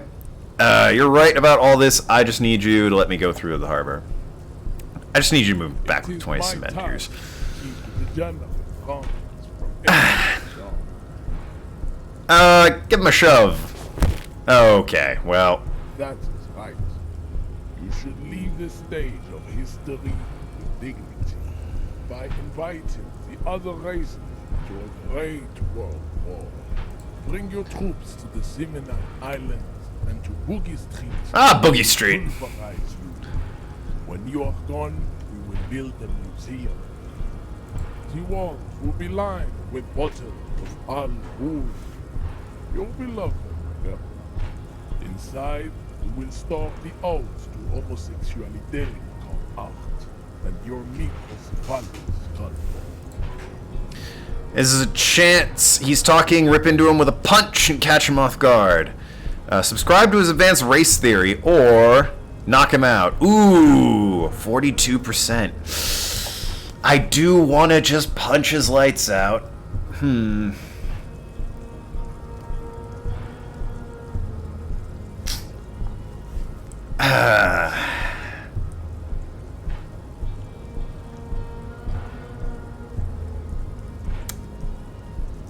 I can probably get back here. I don't want to save Scum, but at the same time, I really just want to beat the shit out of this guy. Even odds. Roll the bones! Yep, alright, well, that's embarrassing. Yeah, that seems about right. Okay, there it is. How'd this happen? Your little fist in his giant hand, he's squeezing. Fuck, you must be out of your mind, degenerate drunk. Say it, I'm a degenerate alcoholic. Fuck you. Ow. This cracks like a ripe apple. Pain shoots up in your brain. He's twisting more and more. Words of the song have changed. Say I'm a violent drunk. I won't fucking say anything. I got health for days, son. Twisting his grip, still you press words. Good. Now leave before you humiliate your homoerotic organism any further. We are absolutely gonna knock this guy's lights out later. Don't be vulgar. White or not has little to do with this. The race enigma runs much deeper than that. And he turns his eyes towards the harbor, seemingly bored with you. Yeah, but you still serve them. How does that factor into your life? Mr. Clare's a man of vision and means. He has the will to confront polycultural capital something your race naivistic communists, or sure, never did, sure, naivistic. Don't think that's a word. Also, to serve is noble, takes discipline. Your petulant individualism has only contributed to race failure. It is lax and moronic. Communism is pretty cool. Individualism is my jam. My jam is a mysterious fourth thing. Oh, I'm all about the individual. Jam, individualism. You have gotten these ideas from degenerate youth culture, have you not? Have you picked them up from rock and roll songs? It's true. I'm a rock and roll star and rebel. Disco, actually. Offshoots of the Seminoles people invented disco while having sex under the influence of cocaine. That sounds awesome. It's a shame upon my race, but what's done is done. I am not surprised you enjoy it so much. This has happened to many of the side products of the inevitable culture victory of the Seminoles race. Wonderful. We're done with this line of inquiry. And Stoy looks at you in the distance.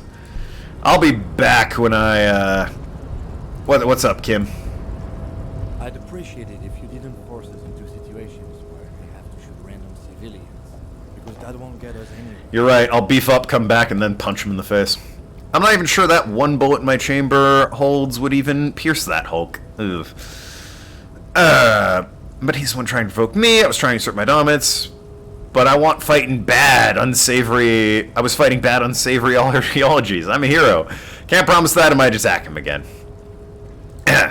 We're not on the same political quest. We're here to solve a crime. Don't make the situation any more volatile than it is. Can't promise I might attack him again. I want to punch him. That's right. You should do it again. It's the last thing he'll be expecting. Thanks, Brain. You got my back.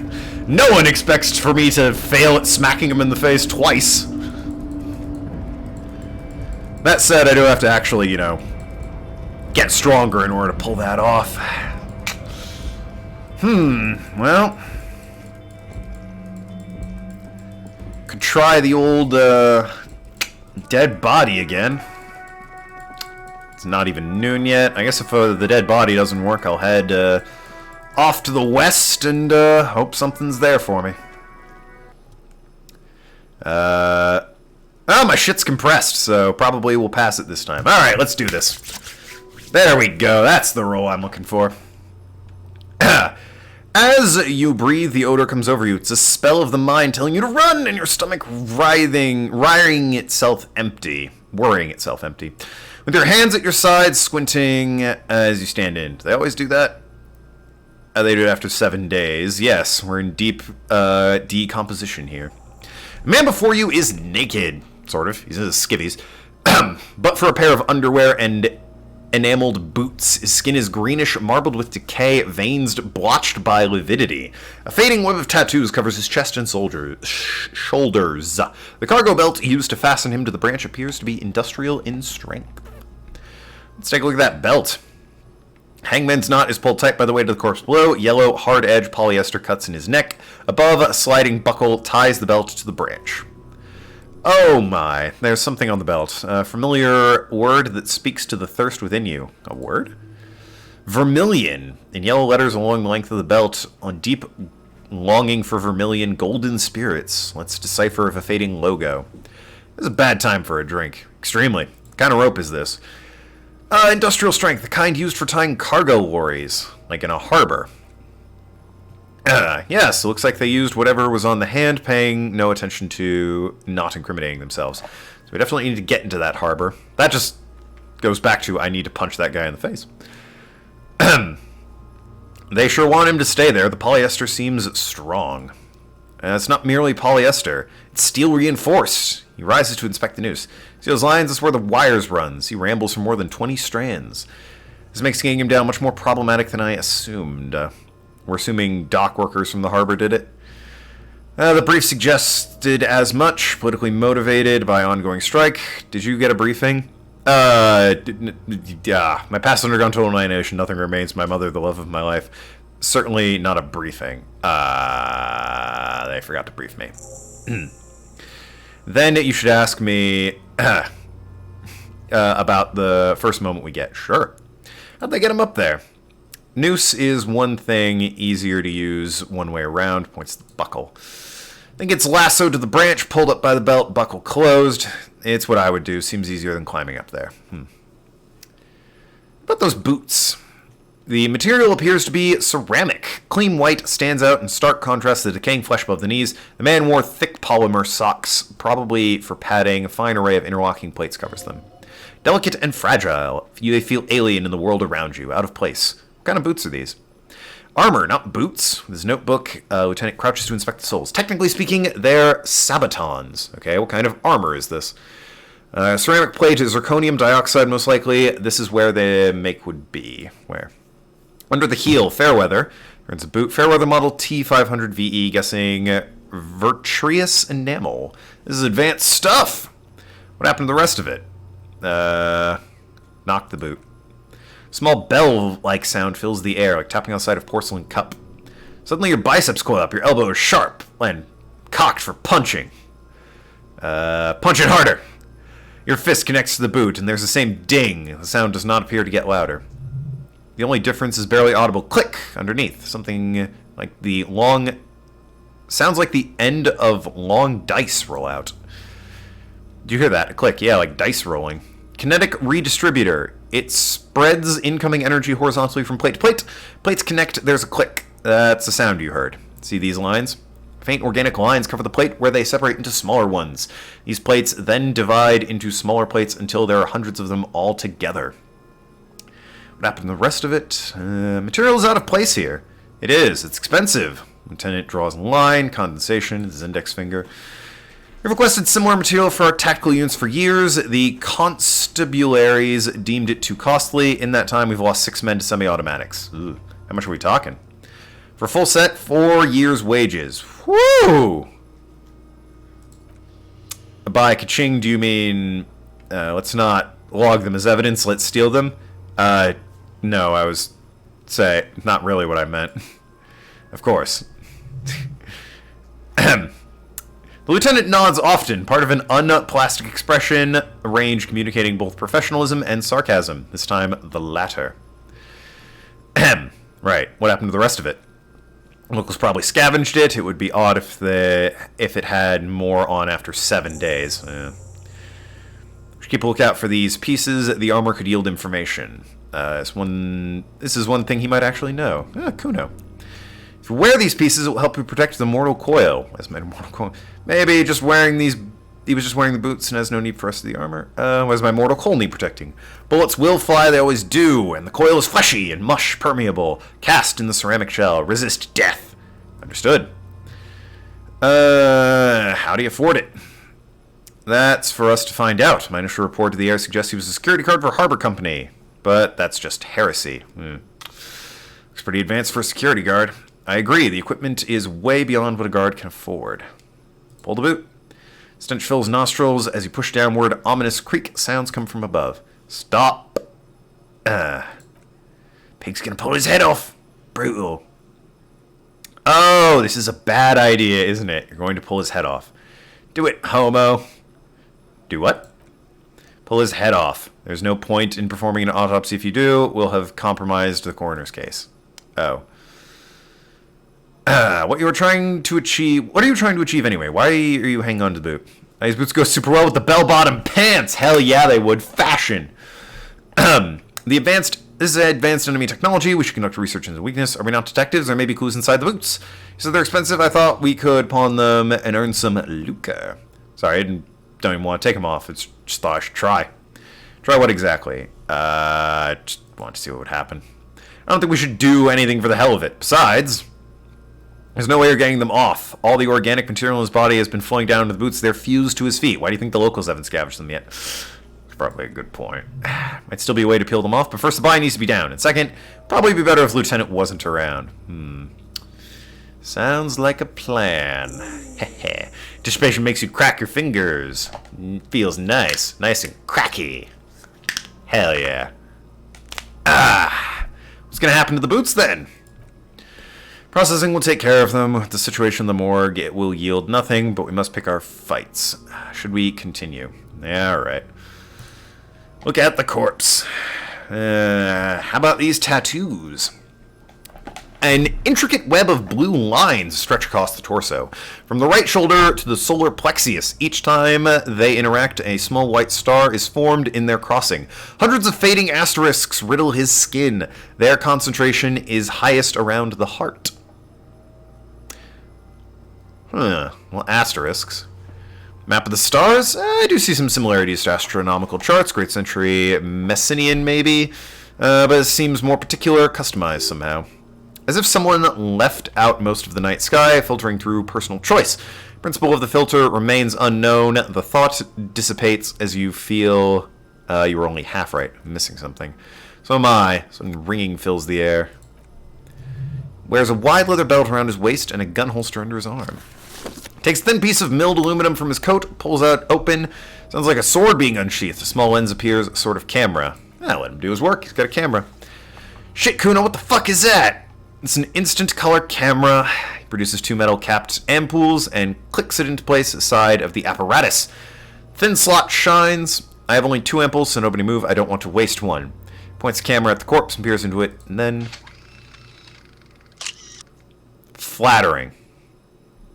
A small, shrill flash, followed by breaking of a small ampoule of glass. You see streams of color pour onto the thick, glossy piece of paper rolling out. On it, a color-perfect copy, Dead Man's Tattooed Chest. In case we need this. Cool machine. Yes, it is pretty cool, isn't it? Hell yeah, Kim. There's only 1 ampoule left, use it wisely. What do we need this photo for? Constant insight to the victim's person. By his build, I'd say it was a man of physical violence. Sort who wanted his body to tell what was important to him. In a letter to us. Someone should decipher it. We'll need to have it now. I'd like to have it to... Sure, just don't lose it. Okay, right, of course. It's no larger than a pack of cigarettes. Okay. Look him in the eye! His eyes are milky white and blind to the world, protruding comically from their sockets. There is no one home, just the sub-aquatic terrors in there. Dark brown hair grows on the head, his face ready to explode from the organic process... Oh. Tell me who you are, dead man. You know, these even odds usually go poorly for me. The death's head grins past, or remains unrecognizable. Tell me who you are, dead man. Nope. Corpse is dead silent. You have no idea why you just said that. Who is he? Who is he? He's male, 40 to 50, with an athletic build. I was curious more than anything else. As you narrow your eyes, the monster before you blurs into a violent mess of green and pink. Only the lower extremities are pink with a dash of blue, faded hands, thighs, and neck just above the noose. The rest of the corpse appears dark green in the cold spring air. Why am I doing this, Kim? How should I know why you're squinting? His face and hands are pink, thighs too, the rest is greenish. Oh, trying to assess lividity. The monster comes back into focus. An exposure of color coursing through dark marbled veins. Stomach appears pregnant with something. Black liquid streams down thighs under his boots. Rather not think about that, honestly. So, what do you think? I think he's dead. I agree. Ah, totally dead. This buster's not coming back. Dead. Yep, absolutely. Something he's beaten. See the bruises? That's important. I do. Most of them are post-mortem. Maybe even all of them. The delinquents have made our jobs harder with the little sport. Stop talking riddles, coin slot. Means you fucked him up good, Kuno. Fucked him up all brutal-like. Ah, tiny finish, child. Something's coming out of him. A pool of blood and feces is eaten into the frozen mud below. God, charming. Just charming. Pure purge liquid is dripping into it, drop by drop. The victim appears to have contained no more than half a kilogram of digestion at the time of death. Fuck he's saying? They're talking about shit. God, sure, why not? Own it. Wish laughter erupts in the yard. It sounds like seagulls. Pig said he's that. His face is made of stone. Kim, I don't know what that is.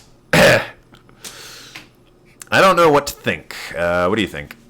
I think he was upright immediately after death. Blood has gathered in his hands and feet and neck. Noose is acted like a tourniquet, keeping his blood in his head. Hypothesis, or the hypostasis, yeah, here is in tune with a hanging. That's what I think. Could be moved after death. There's always a chance. We should check for ligament marks on his neck, see if they're in tune with the belt. We'll have to get him down first. Alright. So how do we get him down? Uplink checks his notes. Are sure we finished preliminary examination? I've looked at everything I can. Might miss some of the things once he's down.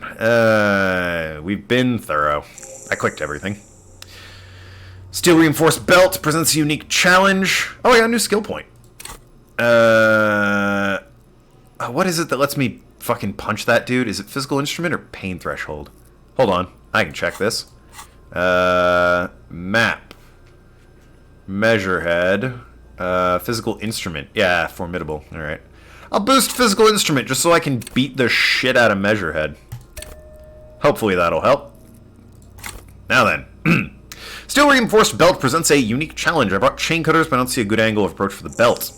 Cadaver is a good 1.2 meters up. Neither one of us can reach the belt without assistance. And even if we do, there's a question of cutting it. There's no question. There's only cutting it. How hard could it be? I could cut it easily, and I already have chain cutters. I don't doubt your physical prowess, officer, but that artifact's strength material. That's artifact strength material. And we do not have a secure platform on the procedure. The risk of acrobatic failure is one we cannot take. We must not become comedy for the locals. Fuck you go on against comedy, pigs! Could saw the branch? Climb up there and saw the branch? Yeah. Could use the kid's ladder. I don't trust that ladder. The assailants didn't use it. It's rotten and less sturdy than it looks. I don't see another good way up there. Honestly, I prefer a non-acrobatic solution to this. Yeah. Maybe we could shoot him down? Yeah, bang bang time, pig, shoot his head off. How? You know, just shoot up there. Point towards the branch. Just shoot the belt. Absolutely will not. That's not how laws of physics work. It will maybe cut one loose thread. Now we're talking. Entertain the Kuno with some shit. They'll miss. Pigs will miss. A bad idea. Well, let me try. His brow is furrowed. He appears to be deep in concentration to even notice what you said. Take the shot. Or let him choose, I guess. Uses a lightweight firearm, drops paper cartridge into the barrel, separates the scrounging or scouring stick, and gives cartridge 5 tucks. Securing it in its place. He steps back. Easy does it. He's gonna fucking... His voice is drowned out in a shrill blast. A cloud of smoke slowly parts in the ears. The lieutenant steps back and says to himself, God damn it. A lot of things went wrong with the shot. The Phalates was the wrong choice. Shoulders are raised, but above all, can't trust his eyesight. Oh my god, there was so many types of wrong! Who told Forrest to shoot? Whip up the grueling training regiment for him right now. Beat the man into him. Go, go, go! Fucking idiot. Finish word, asshole. Kuno could have hit it easy, but then Kuno's not fucking handicapped, is he? What the hell's wrong with you, Sally? You need to square your shoulders. Ah, it's okay, man. Kuno's sorry, too. Feel sorry for the binocular. Try again, maybe? No, we're lucky as it is. We didn't break anything. Well, let me try. Well, fuck, I want to try. Square your shoulders. Think you have sports mixed up there, officer. Squaring my shoulders has nothing to do with this. What now? Say, beginning is... Well, let me try. You know, you don't feel like too bad of a shot yourself? Yeah, there we go. I could try and shoot him down. It's bad as it is, us shooting firearms like punks here. Go ahead, I'm not stopping you. Just don't hit a victim. I'm gonna need your gun for that. They only have one gun. Oops. Shortest pair of pigs Kuno's ever seen. Officer, why do we only have one gun? I think someone has stolen my gun from me. Because I still haven't told him about that badge. Gun is stolen. Extremely unfortunate. You need to contact Spears about it as soon as possible. Peace shines in his outstretched hand. Try not to lose this one, please. Okay, so he knows about the gun. The badge, we're still clear. Feel the weight. Okay, your finger rests, or your fist right in the guard, instinctively resting. You've held this P9 Armistice. At some point, you probably used it, but it used to be your choice of firearm. It still feels comfortable, like you never laid it down. Fuck you waiting for, Kuno? Tell him to shoot him in the mouth. Kuno is silent. Aggression gathers in the air. Triggers a delicate ray, pointing out the belt. Comes into focus. You stand at your feet. Left hand supporting your gun arm. That's pretty good odds. Close your left eye first. Field of view narrows, branch slowly moves, becoming entirely two-dimensional. Metal buckle glimmers. Yeah. Shut up. What are you gonna do? Fuck me? You wanna fuck me, pig? Is that what this is about? Not particularly. Cannot be retried. Come on, 58. I know 42 has not been kind to me, but let's go 58! Okay, got it in one.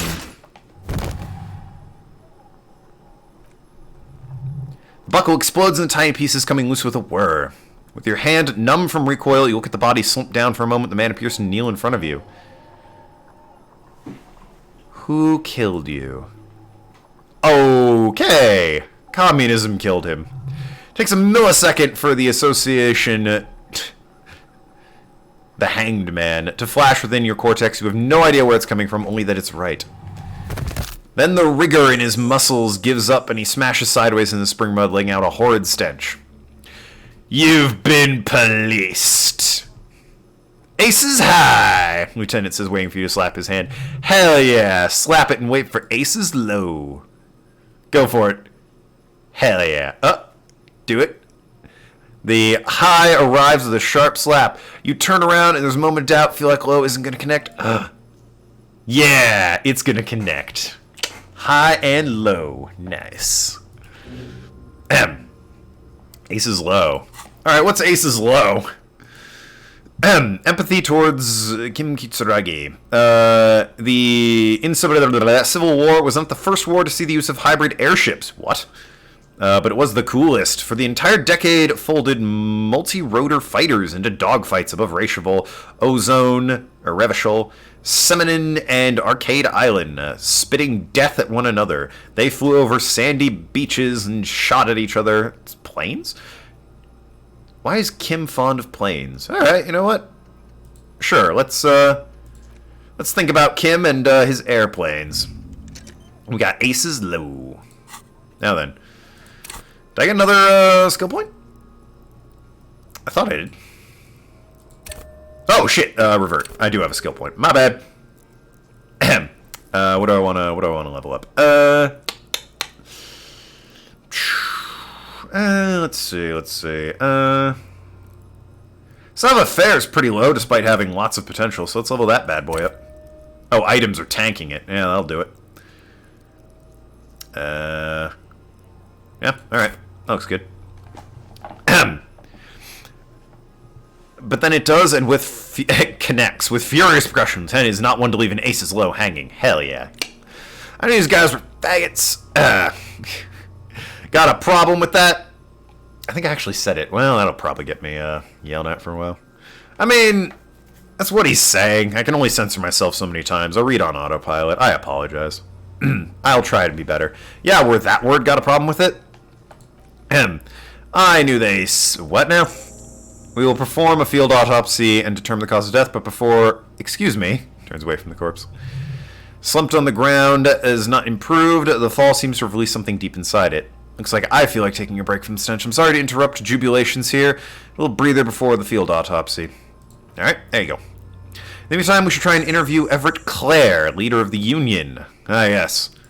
Might prove challenging, or we could ask around a representative of the logistics company. My initial information says Wild Pines have sent some sort of strike negotiator to wrangle control back from Everett. Could ask the gardener for directions. His famous list of initial interviews. Yes. And those were the interviewees. Let's go. Well, I should probably see about that armor he mentioned Kuno might know. Fuck, does Kuno care? Yeah, about that armor. I want to discuss the body with you.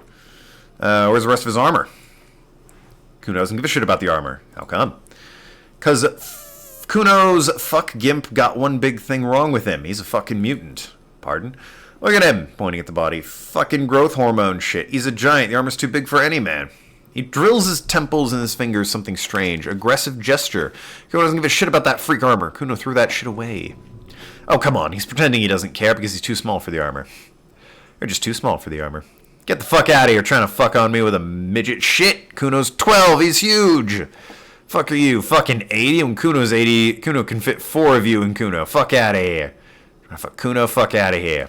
Me threw it away. Tried to get the helmet on. It was too big. Kuno kicked the shit out of it rugby style. That shit means nothing to Kuno. Threw it into the sea. Yeah, it means nothing. Kuno doesn't give a shit about material shit. Kuno's a fucking monk. Of course you are. You wanna fuck on something? How about armor? Go fuck a mustached union fuck. Jolly troubadour shit at the gates. Cock and boots. That jolly union cowfucker. Boy. This dialogue's definitely not getting me monetized on YouTube. It came around talking about cows or some shit. Came around pretending like cares about cows. Means Manana. Oh, that guy. Yeah. The laid-back striker at the gate. You mean Manana? Yeah, that's the one you want to talk to. He's fucking crazy about that armor. Coming here pretending he likes cows, trying to catch a peep of Kuno's armor. Huh. Alright. That's all then. Later, Kuno. Alright.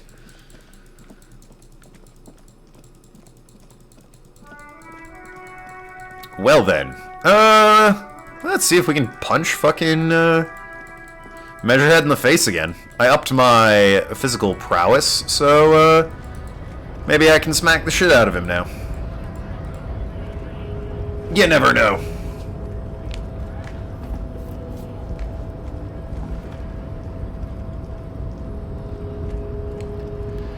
Bathed in his orange light. Hi, I'm back. Your race descent has only worsened since Ooh. so you have really let you go. I like that 72%. Let myself go, have I? Well then. Hell yeah. Here it comes. Oh, shit. Got him in the throat. What now, bitch? 11! Just like that. Instinct took over. A solid strike straight to the throat, into the cartilage. You could swear you felt the soft palate break. I had it coming. Man is reeling, gasping for air. Time stands still around you, and the distant sounds of harbor have fallen silent. All you hear is a small gurgle sound, trickle of blood appearing on the man's lips. He's open. Rip into him. Right hook. Escalate it. Get intimate with him. Bring the hurt closer. Flying 360 spin kick. Oh, okay. I was gonna say, I probably shouldn't, escalate this. And then I saw back up and perform a 360 flying spin kick. And I'm not gonna lie, I really want to perform the 360 flying spin kick. No way he's actually gonna. Oh, fuck me! Oh, I might have just killed a man. Did not think that would happen. Disco Inferno. Welcome to Raciable. Sorry, didn't want to do this. Man lands with a dull thump, like a broken down puppet of muscles and sinew. For a moment, he still tries to keep his head up. Okay, he's alive. Whew. Dazed eyes looking at you with unimaginable surprise. To your left is the button. I could, well, I mean, he never said welcome to Revachol. That was the other guy. So wouldn't make a lot of sense there. Disco Inferno would be a weird thing to shout. Fuck it. Disco Inferno. As you slam your fist on the button, the man collapses entirely, his head rolling to the side. Looks like you're the new Measurehead now. I ain't shit. No one is the new Measurehead. Let's go before he gets up. Ahem. As you turn, a bright light catches your eye, making you squint. Where's it coming from? A distant sunset, a stage light, flash photography, nowhere in particular. It's just superstar law officers do. They squint at lights and they solve shit. Now I hear superstar and law official in the sentence. They sound, weird? No, I'm establishing my superstardom. Hell yeah. I'm a big dick cop, Dick Mulligan. Salam Rocky Ba, badass on the edge disco cop. Time to recede into a ludicrous fantasy world. Here we go, cameras on. Action, baby. Hell yeah. With a sudden flash, the world freezes around you, and you become an iconic monochrome solution. Actually, I think it has changed a bit. Black silhouette against a resaturized orange world. It's on. So what does actually some kind of superstar do? To make this absolutely clear, no one is saying you're an actual superstar and in this groupies and cocaine riddled with hepatitis C strikes a lion-esque pose with a mic kind of way. No, you're Guillaume Le Million or Davy Dewis. You're not Guillaume Le Million or Davy Dewis. No, you're metaphorical superstar. You bring that rock and roll authenticity and passion to a line of work where people don't expect or want to see it. Where some would say it doesn't belong. Law enforcement. You better believe I'm internalizing it. -2 on logic still seems unlikely. How bad's my logic? Ooh. Well, you gotta. Ahem. Now then, gate should be open, right? Just stroll out of here like a motherfucking bad. I think the world is flipping out at me. With like the monochrome filter, like blipping in and out. Yo, what'd you think of that, huh? How about them apples? Knocked him out good. Like the flying desperado. Ooh, that's a flying desperado. Really cool flying desperado spin kick you did. Boyadero, often performed by the most hard-boiled boyaderos on the steppes. Yeah, I sure did that thing. So, what's on your mind this time? Oh yeah, about that armor. Little Boya did good on his promise. To get me in trouble, to sick the pigs on me, pardon the choice of words, not mine. What happened? I asked him to look into the armor situation. I was asked to look into the armor situation, official union probe, you know, track it down, so you took it, did you? At first I thought, why not? Maybe the prices pieces could feed the strike, buy us a few more days under the sun, you know? So I went to the boy, he said he'll make me his prison bitch, he's got eyes everywhere, cops in his pocket, and he's the king of Jamrock. Served me right for doing menial footwork. I dropped the probe right there and then, and still got me in trouble. One bad move's all it takes. What'd you learn? I learned that people don't want to talk to a drunk union man about armor. What else? Not much, technical stuff mostly. That was the interesting part. What sort of technical stuff? Did some research into the armadura, let's say. I have friends at the library explained with a wry smile. I didn't get into material sciences, it just comes off. So how does it come off?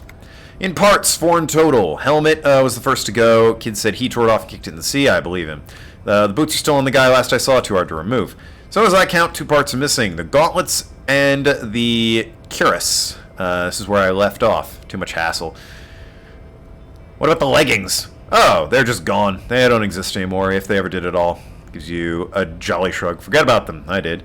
I'm gonna find one piece of it. One is enough. Nice and balanced. Some junior officers can take care of the rest. Smart choice. It's the only one spot that needs armor, too. The one the bullet hits. That's fair enough. Thank you for your cooperation. No problem. Gotta run. And measure head goes down. That felt good. The flying desperado spin kick was probably a bit extreme. So is the gate open now, or... Wait, what? He's back up! I pushed the button. The gate should be open. What's this bullshit? Where's the gate? Is this not the gate? The big old gate right here? Is there some other gate I'm not aware of? I hit the button. I said, like, Disco Inferno and pushed the button. I'm gonna say... Brain keeps flipping out. I'm gonna save right here real quick. Just because I have no idea what's going on. I swear I pushed that button. Oh, I can probably look at that crate as well. I knocked you out like a god of martial arts. It was something... no, I'm being cool and super starry. True, I said nothing about personal dynamic. That has altered a little. Okay. Can I get that crate behind you? Certainly can't. Damn it. I should have grabbed it when I fucking knocked him out. God damn it. Oh, well. Not letting me punch him again, but where's this gate that opened? I don't see it. How do I get over there? Maybe this door? Hold on. Is this the gate? Oh, guess that's the gate. Cool. I assumed the gate was the gate, not this door off to the side.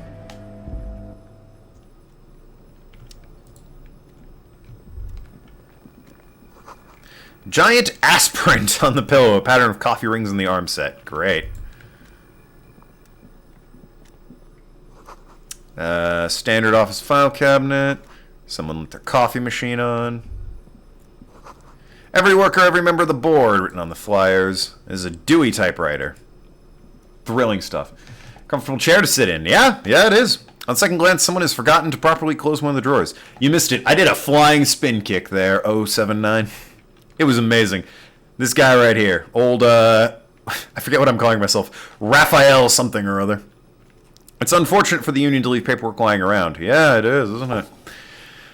Drawer opens smoothly. Inside's well-organized section of brown folders. Hundreds of documents containing logistical data. 2 kinds of transactions stand out. Materials coming into Revachol from the outside world from Mundi, Grad, and even Illimara. And the same materials have been handed over to companies in Revachol. Curon, Coal City, La Delta, Jamrock are listed in the many districts where imports are being sold. Anything interesting? Force yourself to go through. Ooh. Hard to make out the sense of the thicket of company names, dates, quantities, and percentages. You try and focus, but the lines are getting blurry. Overwrite the aspirant with yours. I don't think I can interact with the chair. That said, it's not even my place. I just busted in here after I kicked a dude in the face. Whatever's hidden here is hidden well. Concentration isn't enough, and only a trained accountant with a background in logistics would be able to really make sense of it. However, there is a little handwritten note stuck to the side of the drawer. It appears to be a to-do list written in large, uneven capital letters. Remember Leo. Everett's shoes. Special whirling borscht. Water Everett's plants. Sweep the office floor. More banners. All the items on the list have been crossed out, and the note itself has been crumpled. To-do list with a list of errands for Everett. Everett Clare, probably. The head of the DeBarges Union. He inspects the note. One of the aides must have left it. Nothing incriminating here. What's so special about borscht? Code for drugs, booze, blood? Take another look at that note. Special whirling borscht. Well, got nothing. What's this right here? Need Kyoko. I mean, yeah, that'd probably help. A postcard worth $4.50. Hell yeah. I'm broke as fuck. I got $1.50. Hopefully I can sell these soon. -1 drama. Yo, I'm all about that drama, though. I assume I'm all about that drama. How's my drama? Oh, drama's very bad, actually. And this does what with my clothes? Visual calculus. Sure, why not? That's a handsome man, that is. And more drugs. Take it.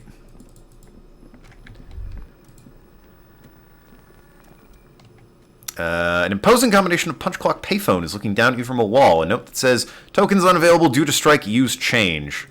I don't have anyone to call. Not yet. Radio, strange buzzing. These stairs I can use? Low on health, put points into endurance. I'm actually good on health. Fucking kicked a guy in his face. Oh, wait. Is that my coat? No, that might be my coat. Looks like someone left his Tarpaulin cloak hanging on the railing. There's a white rectangle visible on the back. Look, Lieutenant, someone left their cloak behind. Yes, it was probably you. Shit. Does bear RCM insignia after all. Think I should get it? The service cloak issued to you by your station? Yes, I do. Kim Kutsuragi, ultimate fashionista. Yes, he is. Kim Kutsuragi is the fucking ultimate sass factory. This dude is hilarious. He's sarcastic. Brilliant comedic timing on him. His fingers touch the tarpaulin. It almost feels like the cloak wants to deliver a message of comfort through your fingertips. Can I wear it? What does it do? Oh, yeah. Bonus stats everywhere. Over my jacket, which, I mean, I might as well just wear the raincoat. It does everything this does. Disco ass blazer. Although I do lose the name Disco ass blazer. And I mean, that might be worth it, you know? Just having disco ass blazer. Numerous empty bottles of Commodore Red and potent Pilsner. At least 3 packs worth of cigarette butts. What's in here? This is the Night Watchman's booth. Name on the door reads Rain Arno. Listen, it's okay to take a few minutes to be yourself. Sit down, have a breather. Come on, take a quick look inside. If you must, but please hurry. We're pretty easy to spot up here. Isn't... well, no, I guess... This is where we're supposed to be, right? Nothing incriminating catches your eye. The cabinets are clean. There's a framed photo on the table. It's a black and white photo of a young couple in a street fair. The man is dark-skinned and dressed in Royal Carabiner uniform. The girl is smiling playfully at the camera. Why did you take that? I just stole a man's photo of his family. Something about the man piques my interest. I think it can be a side thing. Fine, but let's move. I don't want to be seen snooping around here. Have a seat. Rest. Chair is not as austere as the rest of the booth. A thin gray pillow is attached to the seat, secured styles by black ribbons. Heard for a little something to help me out. Drawers are empty save for old-time sheets and receipts. One small box, however, does hold some cheap painkillers. They're slightly out of date. I'll just... Yeah, what do these side effects say? Oh boy, where to start? Elevated risk of dementia, mini strokes, prophet's disease, sudden death, hair death, erectile malfunction, critical flatulence, watery blood, black mucus, uncontrollable weeping, increased sensitivity to opera, inoperable joint disorder, and total spinal collapse. Don't think about that. Quick, think about something else. Whew, that's some potent drugs. Ha. I have a cop things to do, murders to solve, people to help, Kim's counting on me. Disco, mirror balls, kick-ass moves, boogie beat. I don't see what the big deal is, this sounds pretty normal to me. I'm scared I will never be held or loved in the world again. That got real deep. Gonna distract myself. The imagined dazzle of lights overwhelms list of potential side effects. Any negative thoughts are drowned out by fantastic blasts of disco. Hell yeah. You know what? I don't think I'm gonna be taking these. I think I'm just gonna pass on that one. Time to head out. Right? Yeah. Just run the hell away from that. All around you, great machines in quiescence. White pines, trees printed on the side of screen covering looks like a forest under snow.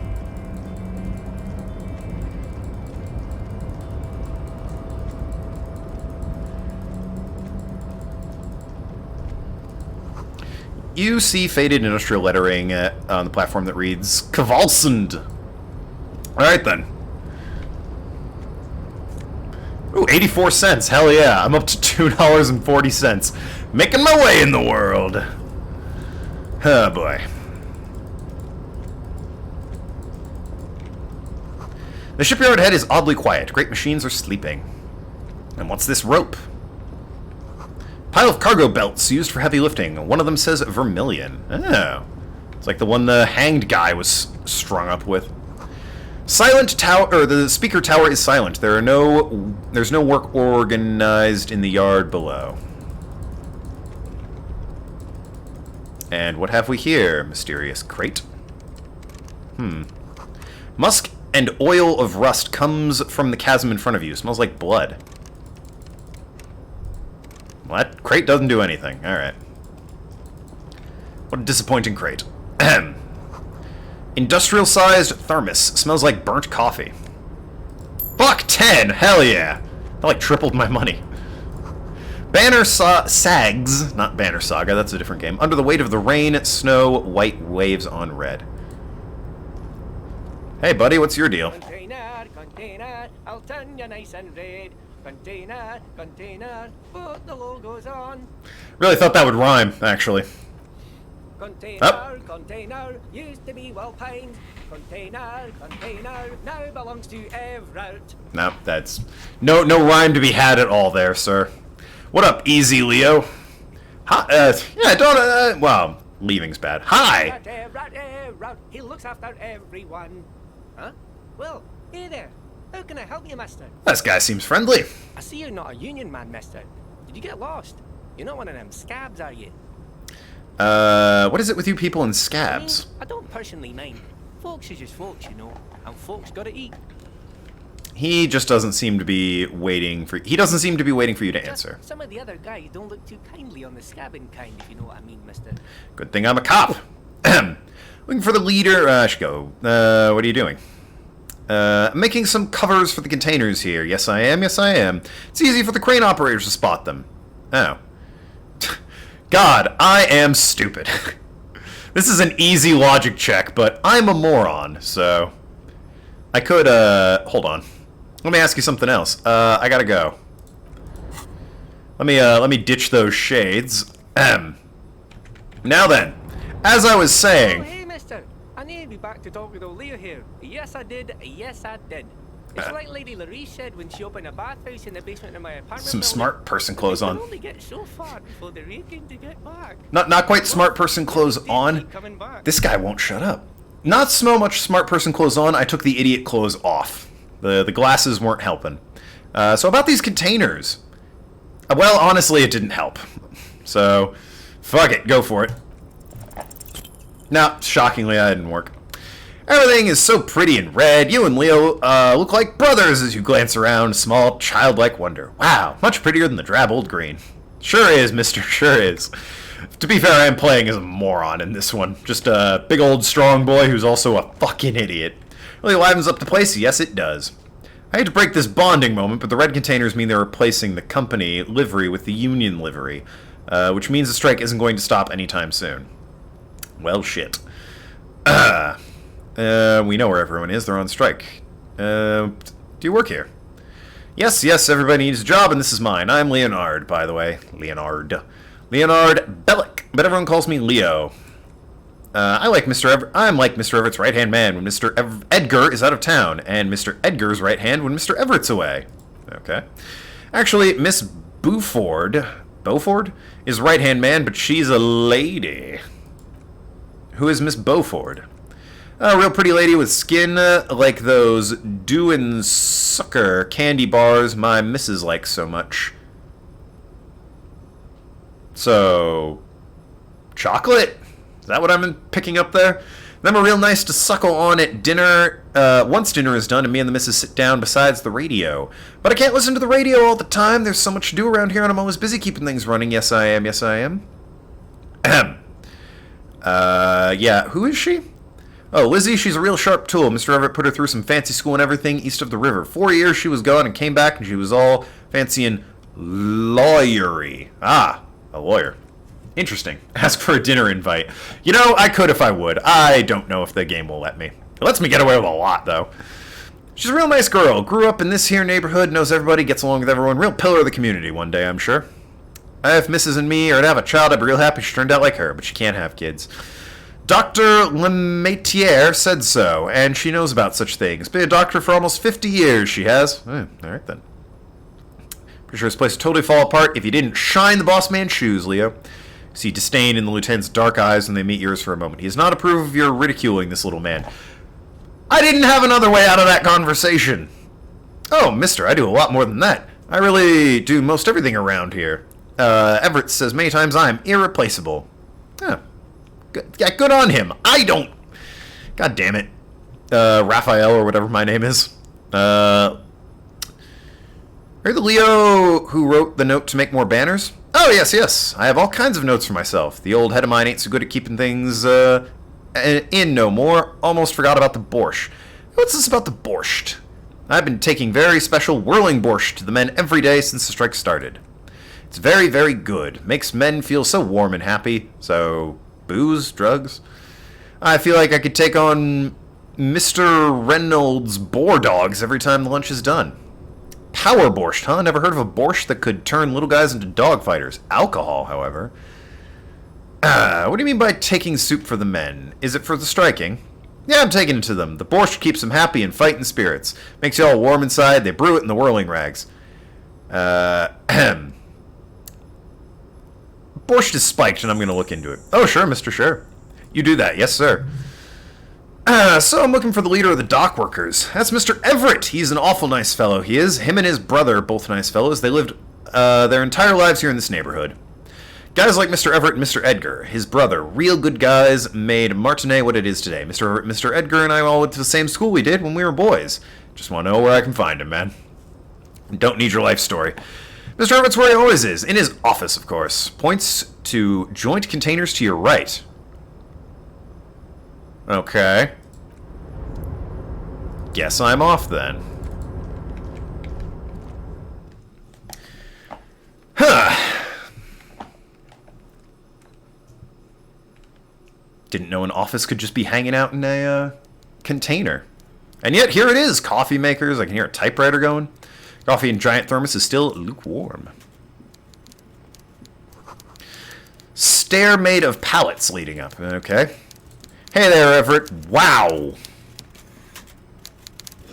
You're a big guy, eh, Everett? There's a large man, taxidermied fish that tells the time. How's it going, Everett? Oh, God. That profile shot. Before he was a walrus of a man. Seated behind a large desk, he looks up from his work and not the least bit surprised to see you. With great effort, he straightens himself in his chair and says nothing. He simply stares at you.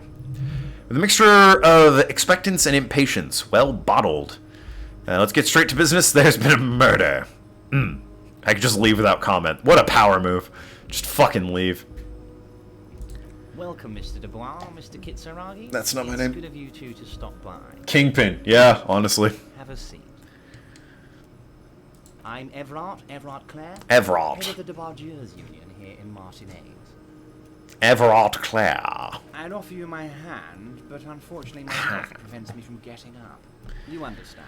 Boy, you'd think, your health prevents you from getting up. How do you leave, then? Do you just sleep in the chair? Do people bring food to you? It looks extremely comfortable. The tiny folding chair, on the other hand, looks like a torture device. You go ahead, detective. I would prefer not to. Whatever he has in store for you, it can't be good. He thinks, I'll do my best. Forget about that. What's this Dubois stuff? You're gonna get some seriously bad vibes from that name. Why are you calling me Mr. Dubois? Well, let us converse in a civilized manner as equals. Take a seat, I insist. Don't know if I want to. It's nothing. Yes, that's probably right. Nothing. Forget about it. Filter it out. I don't sit. It's kind of my thing. Very well, Mr. Dubois. I respect a man with strong convictions. As he nods, his multiple chins move like ocean waves. I, too, have convictions. One of which is that I will not engage any man who won't face me at eye level. I'll take a knee. Should you find yourself more amenable in the future, I'd gladly resume our conversation. But until then, I'm afraid I must ask you to leave. You're no titan of volition, buddy. He's got you in a fork. Sit down or leave. That is true. My volition is, not looking great. What did I get for Superstar? -2 logic. Well, shit. Not really. I am cruel to my logic. Have I got some volition clothes on me? No, that's visual calculus, and I have no other clothes. Well, let's get the superstar thing done. Thoughts complete. Some kind of superstar. They say the world isn't ready for a rock and roll cop. No one wants their state monopoly on violence to be mixed with celebrity worship. They claim to know it would be dangerous for detectives to rise to the ranks of demigods and have sexual encounters with barely legal cover girls. It would be insane, they say. To all this, you say, fuck off and die, in a cool voice. You people have no idea how good these cops are gonna get. They're gonna crack 20 cases a day. In the future, cops will be like astrophysicists, or prime ministers, prophets, and you're the first one. Take off the clothes and insert dominance on his desk. I mean, I probably could just ditch the outfit and chat with him in my skivvies. That said, raised a bunch of learning caps to 6, I think it did. Mostly in the physique area, it seems. Thought it said it did. Oh no, raised to 6. That's my current skill. So calculus, suggestion, electrochemistry, composure fucking through the roof I have. So if I want to avoid sitting in his dumb chair, I need more volition, eh?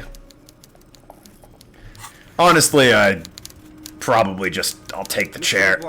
I hope time is on your side this time. I'll take a seat. Yeah, I'll take a seat. Excellent, Mr. Dubois. I can see that you're a reasonable man. Reasonable man.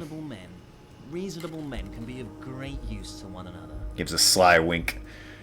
Try and wink back. I like winking at people. So tell me, how can the head of the Debarges Union help a representative of the Revachol Citizens Militia today?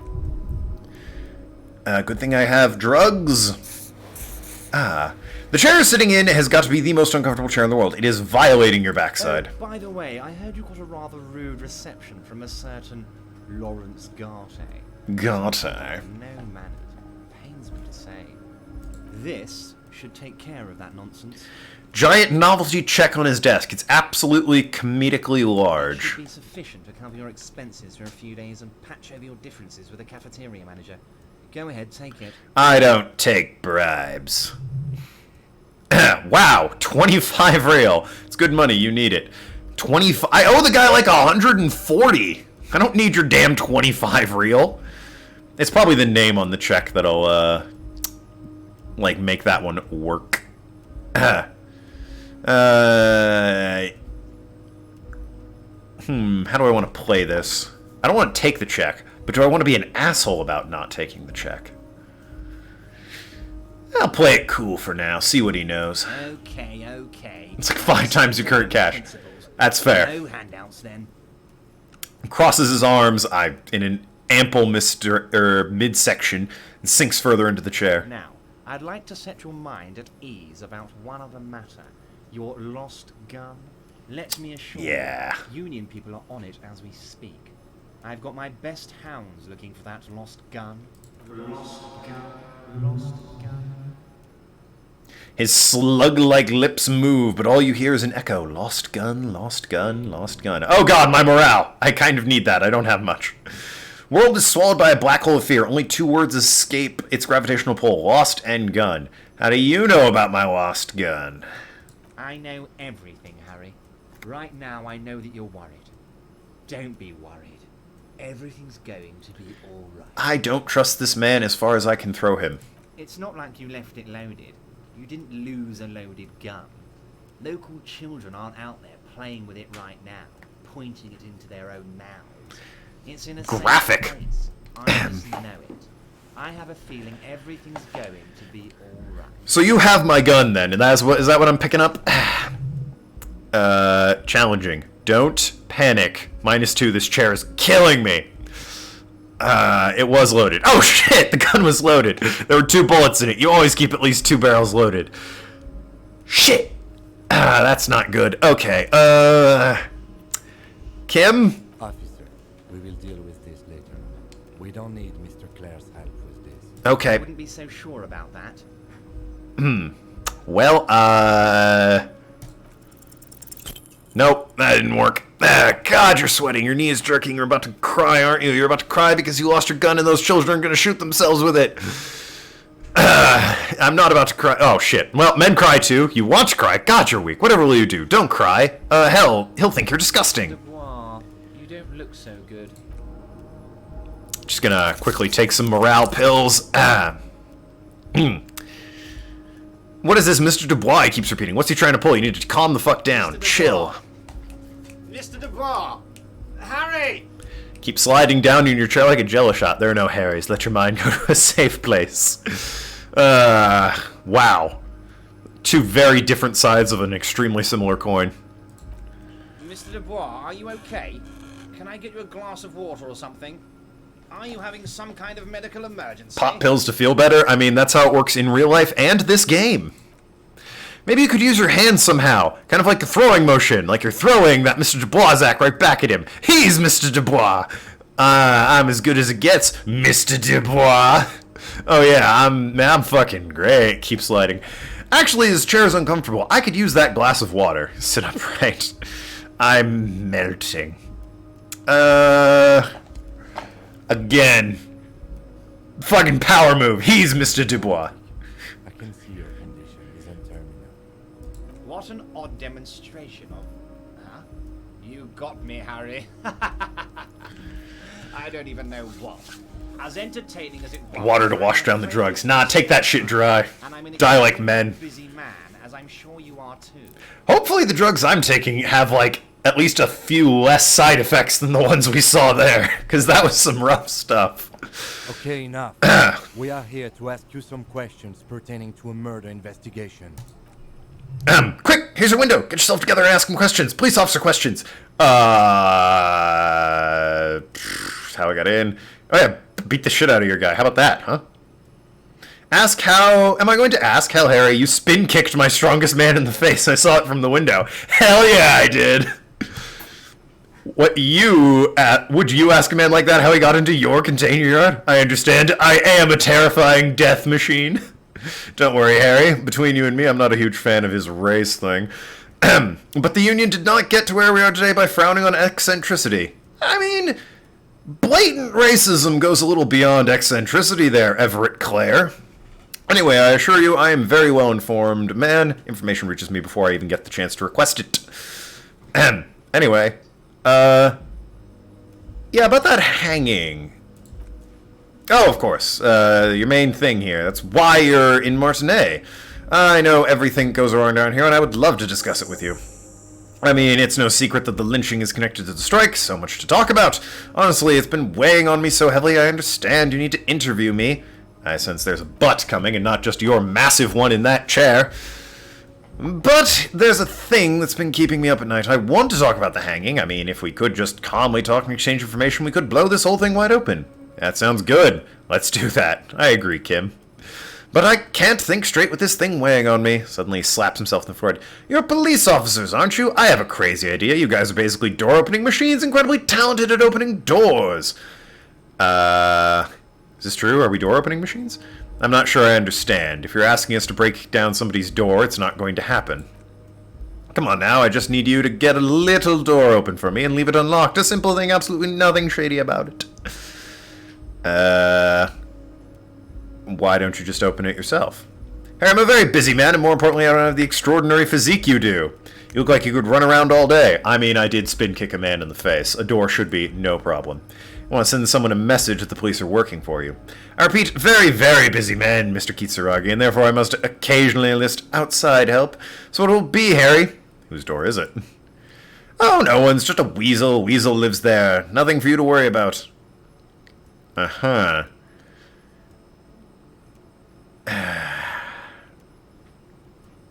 Refuse the task for now. That's the game saying you're gonna have to do this. You can refuse all you want, but it's gonna happen.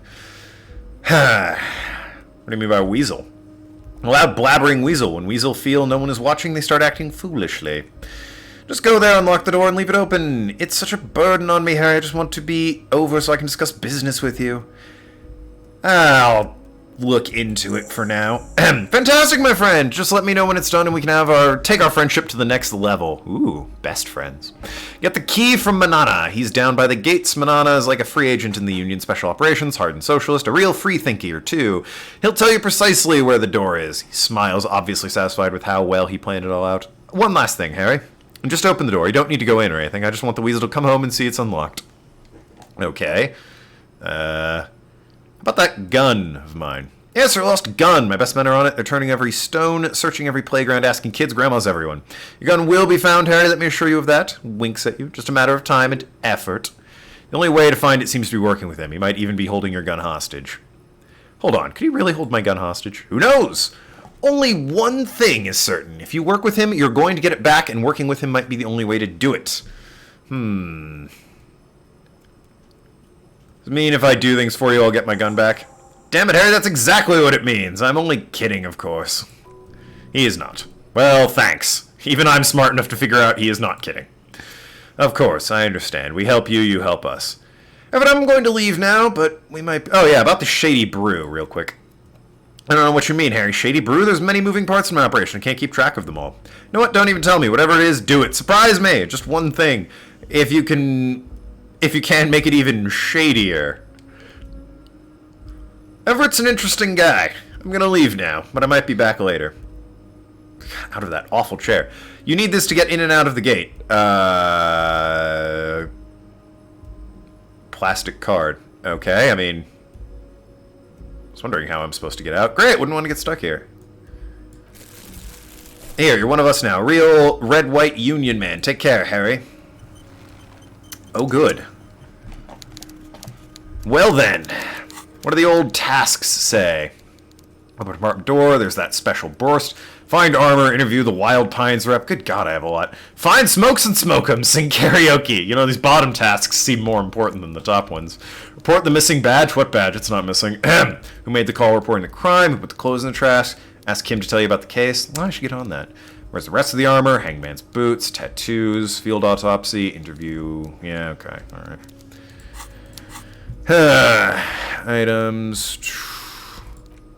Photo of happy couple. I can sell it for like $1.25. Nice. How do I chat with Kim? Kim, I want to have a word with you. Yes. Ah, okay. Tell me about the case. What do you want to know? Literally anything. I can't remember a single thing. I did wake up with amnesia. Ah, yes. The case. Oh, right. Yeah, no. I missed the briefing. No amnesia here. Brief. Yes, that sounds good. 3 days ago at the RCM emergencies desk, received a report about a security guard who was found hanging in Martinez. An anonymous caller said there was a dead body behind the Whirling Rags hostel. Cadaver had been there for 4 days. No one had come to investigate. During that time, victim had been stripped of his belongings. The caller did not identify him, but used the word lynching. There's an ongoing labor dispute between local dock workers and logistics company Wild Pines. I was told we should approach the death as part of the dispute. Do we know anything about the caller? Didn't identify themselves in any way. The tone was muffled using a device. They could not identify the age nor sex. Strong prejudice against involving RCM in what's seen as union matters. Dock Workers Union is a de facto police in Martinez. It appears we started executing. They've started executing too. We cannot allow that. Okay. Our job here is to find the killer. That's right. Okay.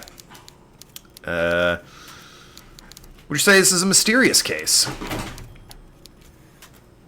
Curious. Lieutenant considers your question for a moment. Says no, it's not a particularly mysterious case. All right, that's all I need to know. I want to talk about you. You seem to be following me. I mean, he is, but he's our partner, so, you know. Kind of supposed to do that. Anyway. Let's see. I guess now that we've spoken with Claire, we can get back to looking at that dead body. Then I guess I speak to, what's his name? Gart? Or Garte, again?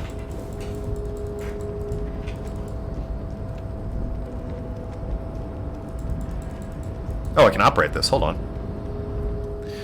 Rusted control panel with several knobs. 2 buttons marked with Allumer and Etidner. Faded with use. It seems to control a large crane above. A container attached to its hook block. Loud grind. The crane shifts overhead, moving massive metal container through the air. Okay.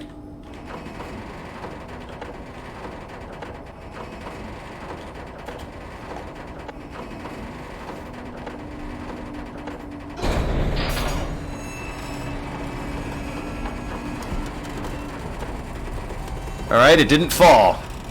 Seemed like it might there for a hot second. Okay. Alright. And with surprisingly quiet thunk, the crane placed the container down. The harbor sleeps as the strike rages in the distance. The crane can rest again now that its purpose has been fulfilled. Okay. Rusty control panel was warmed to the touch. Faint smell of burning rubber. A short circuit. I can't see how that was worth the ruckus, except for seeing the crane in action, which I admit was satisfying. Attaboy, Kim. I mean, I kind of want to examine this container now. Like, what's in this thing? Brought it down here and all. I think there's something about this container. You do? Because I don't. Why not? There's a million containers. Why fixate on this one? It was hanging from the crane. It just feels special. Yeah, maybe it feels special, Kim. It's a cargo container, detective, just like the others. We're not here to interact with containers. We're here to talk to the Union, right? Open the door. Turn to no avail. Door seems to be mechanically locked. No reply. The knock produces a hollow ring of metal. Doesn't sound like there's anything inside. Well. Damn. Your secrets will be revealed yet, container. Alright, well then,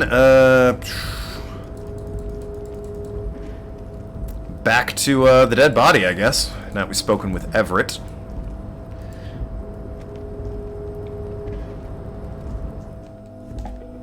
I don't even know where this door I'm supposed to bust open is. I agreed to it, too, which is the awkward part. He didn't tell me anywhere about where it was. In the apartment buildings? Behind the whirl in rags? Down south on the islands? I can't get south yet, so if it's there... Plumb out of luck, Everett. Oh, wait. Oh, fuck, right. I have to talk to, this guy about it. So, how'd you like our harbor? Labor Utopia, non-approvingly. It was nice enough. But it's a rest area on the path leading across open plains. He notes solemnly and turns to you, a wide smile adorning his face. Right, you talk to the boss eye to eye, like a men of the plain. If you have any more questions, let's see to it. You have a key to a door? A key? What door? To that of a weasel. Oh, say no more. I got you.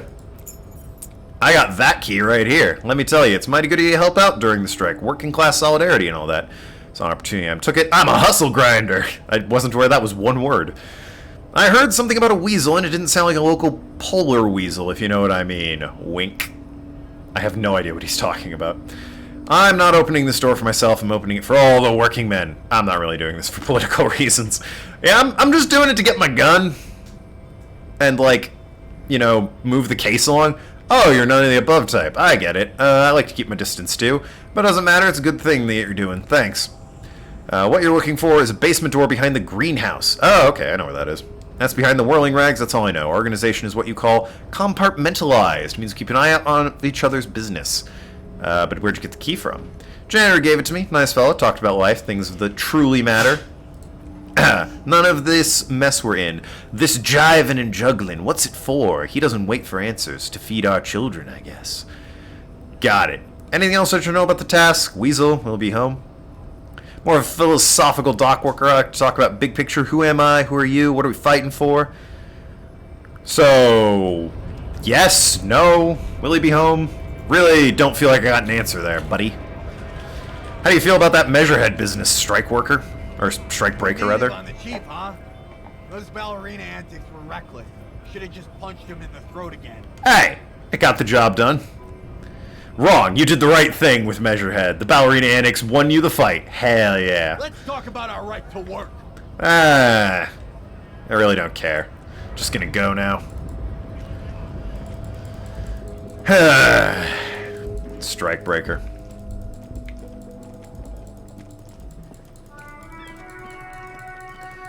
Now then, back to the corpse. Hey there, Corpsey, how's it going? Can I look at these boot prints now? Get a better idea of what's going on?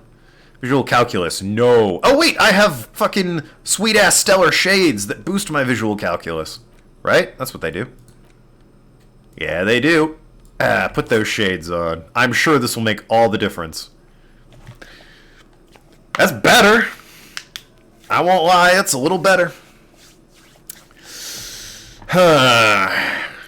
Just, fuck it. Roll the bones. Oh god. Failed. Failed so bad I need drugs. Where do you think we are? Super detective? You're hungover and these are dents in the mud. No pattern emerges for the time being. Great. Well, my logic's fucked anyway.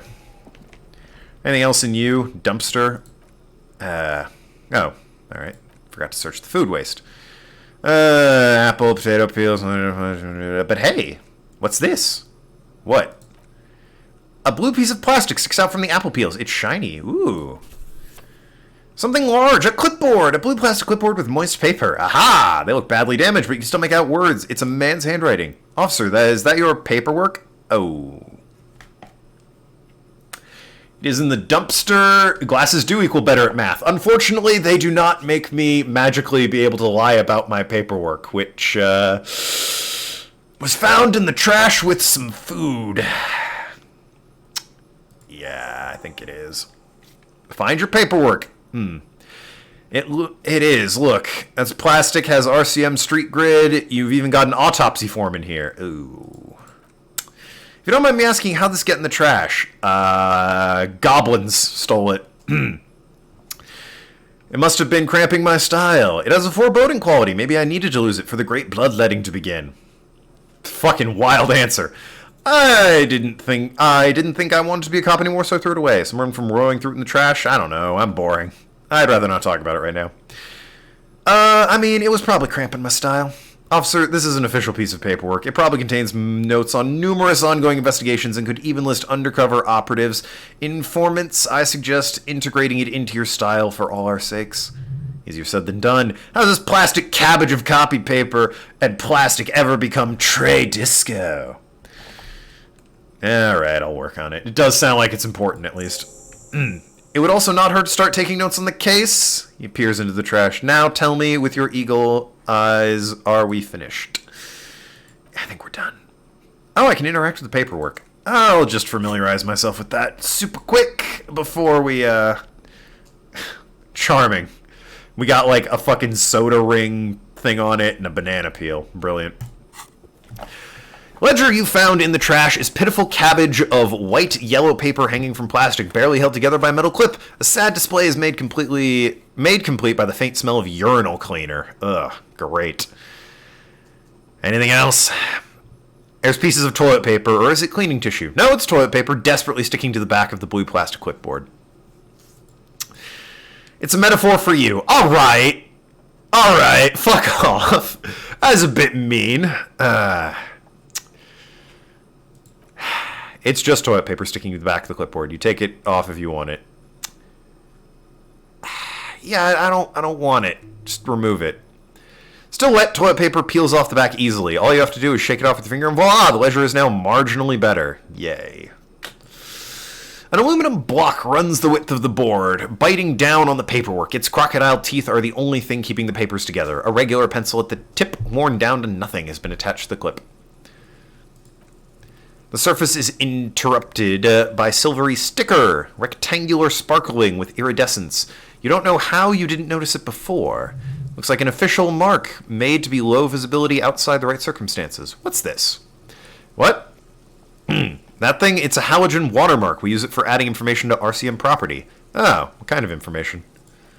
It depends. Aside from anti-counterfeiting stamp, mine has my station number and address. Information varies by date of issue. Your kill count. Yours will surely have your kill count. That's all I need. Thank you. Okay.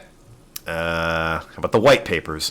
Not exactly white. They're yellowed in patches by sunlight and alcohol, covered in dense blue handwriting. Ink escapes into watercolor patterns, reaching tendrils across the entire page. Paper itself is checkered with faint red lines forming short paragraphs. One of the files, there's a red stamp that reads, Case file, commit to paper. The case files themselves are plenty. Count more than 100 sodden, crumpled up, earmarked pages falling apart in your hands. They appear to be sufficiently organized and extremely dense, if mostly illegible. What are they about? Work, strife, poverty, the Jamrock Quarter, handwritten logs investigating all the way back to January 51, this year. The exact number is hard to estimate due to the missing pages, and an odd naming convention, but there are at least 20, maybe 30 cases undertaken not completed. What do you mean, is that all? Is that all? That's it? There was a mention of a naming convention? I have an open official case. I have to open an official case. Is there room? That's it? There's a notebook that says Annual 51, Molten Strap. Everything prior must have belonged to a previous volume. In short, there was more. Judging by the creases in your forehead and the lines of your cheeks, too much more, going back years, even decades. Naming convention. It appears to employ a, shall we say, robust yet literary system. Each investigation has a case number written on the margins, yet still more tellingly, most are accompanied by a name. Oh my, and they're written in capital letters, too. Damaged ledger. Yes, all caps. One is called The Next World Mural, The Square Bullet Hole Murders, and The Unsolvable Case. More. Another appears lighthearted. The Guys on a Couch in an Unexpected Location, and The Murder at the Hookah Parlor. Even the rare article free Collapsing Tenement. Murder features prominently throughout. Okay, so a murder detective. You like this grimy murdering, don't you? Wish there was one about a drug den. You love those. Gets the blood pumping. Shut up, electrochemistry. Kim, my cases seem to employ some kind of naming convention. You mean alphanumeric, officer, precinct, time, arrival, scene? Non-numeric, with titles. Oh, you mean titular? Yes, well, so do I. In our defense, almost everyone at the RCM does. Why's that? It's a holdover from the early days of the RCM right after Revolution, when the organization had little idea of how to do things. It persists in an unofficial capacity. Officers use these titles to refer to their work amongst themselves. I seem to have named a case the Square Bullet Hole Murders. Again, in your defense, I seem to have named one the Man with a Hole in His Head. Fucking brilliant. That was a real person. His death was real. Still, I named it that to amuse myself. I pray his loved ones never find out. What happened to him? Rail spiked through the head. He died. It was a workplace accident. Oh. Well. Can I read the case files now? Boy, logic is not on my side for that one. How about these yellow papers? And the back, see thin, translucent copy papers. Some neon yellow, some bright red, all covered in boxes like marching armies. These look like official forms waiting to be filled out. 3 topmost misconduct, station calls, and field autopsy forms. Oh, okay. So, misconduct find. Monetary penalization ranging from 20 to 250. Oh, I can dish these out. Hell yeah. Severe cases allow for 1,000 real, but that requires special paperwork. The details issuing these fines are spread out. Okay. Station call. Quite sinister in tone. They give a date and time for a person to appear. Ooh. At a police station. Below the call are the criminal charges risk not appearing. All in print could be connected... all in a print so small it could be considered downright cute.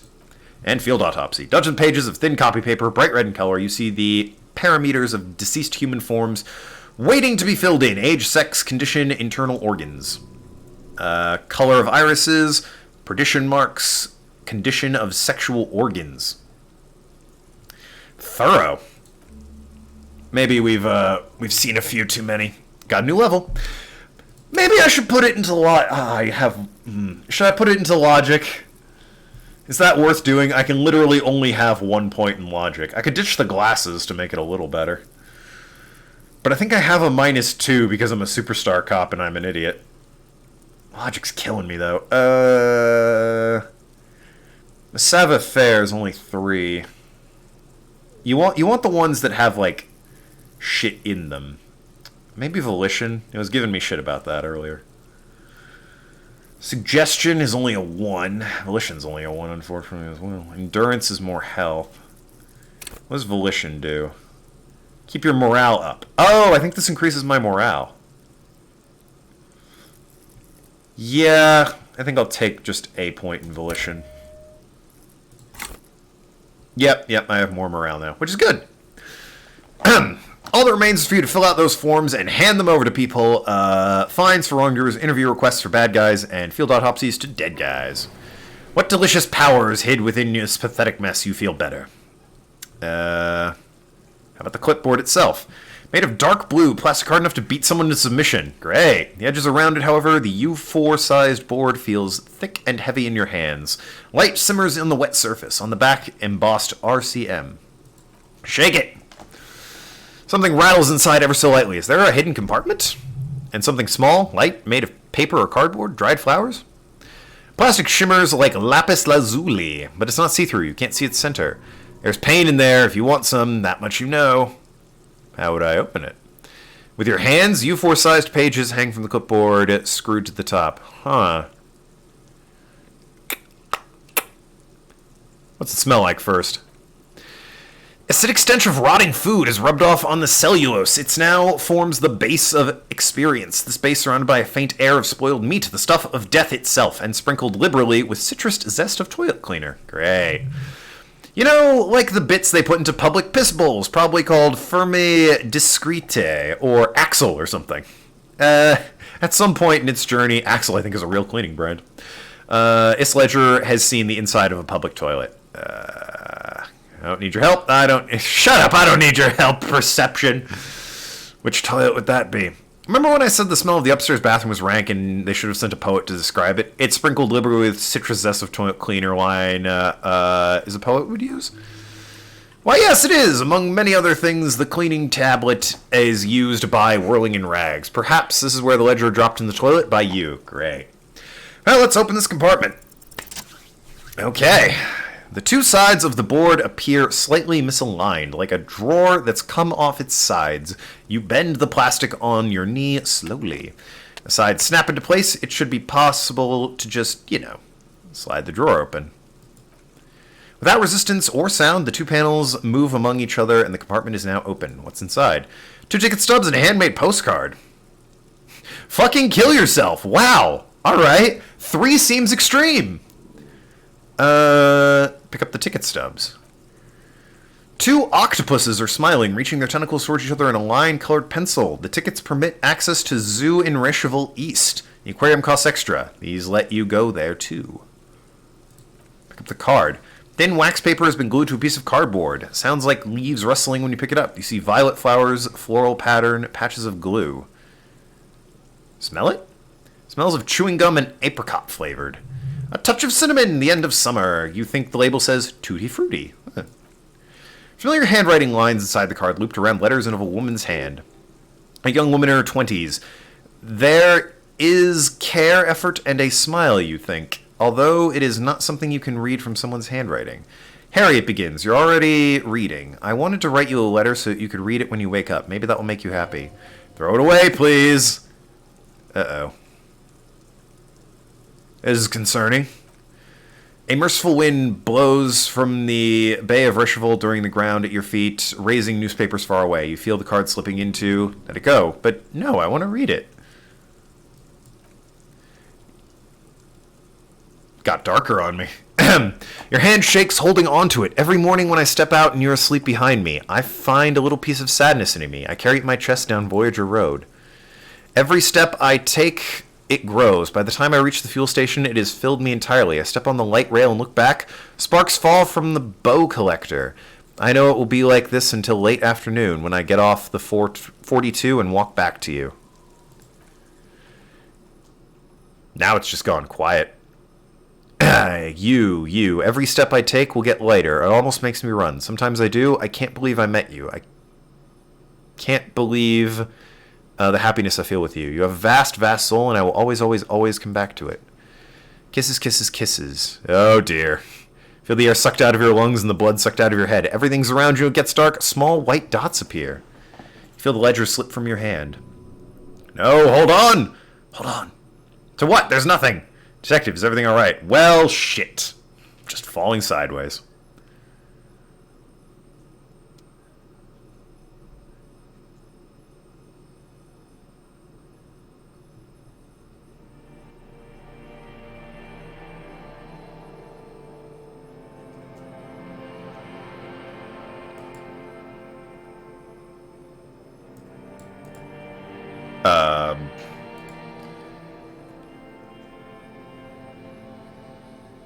Well, this looks like the menu, but...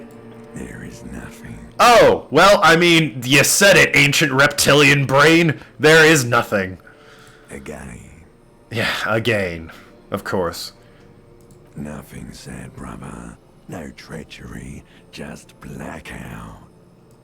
Well, almost nothing. Oh, there Lord. Is the ground below you, that's still there.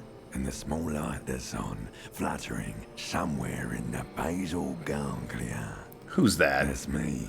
Blue eyes. That's me. And who is that? Who is what? He speaks of the sickening longing, the unwell emotion. Thanks, limbic system. He's grasping for it, still trying to hold on to the great sorrow slipping in the water. Slimy. No, I was cool. I'm cool. The cool when you're dead, brother. Here in the paleo-mammalian cortex, we call it the shadow. Because it's always there. Tell him, says Smell. Ah, yes, and in the olfactory system, they call it the apricot chewing gum scented one. It's unhealthy of them to linger on it so, but as they say, what do you do?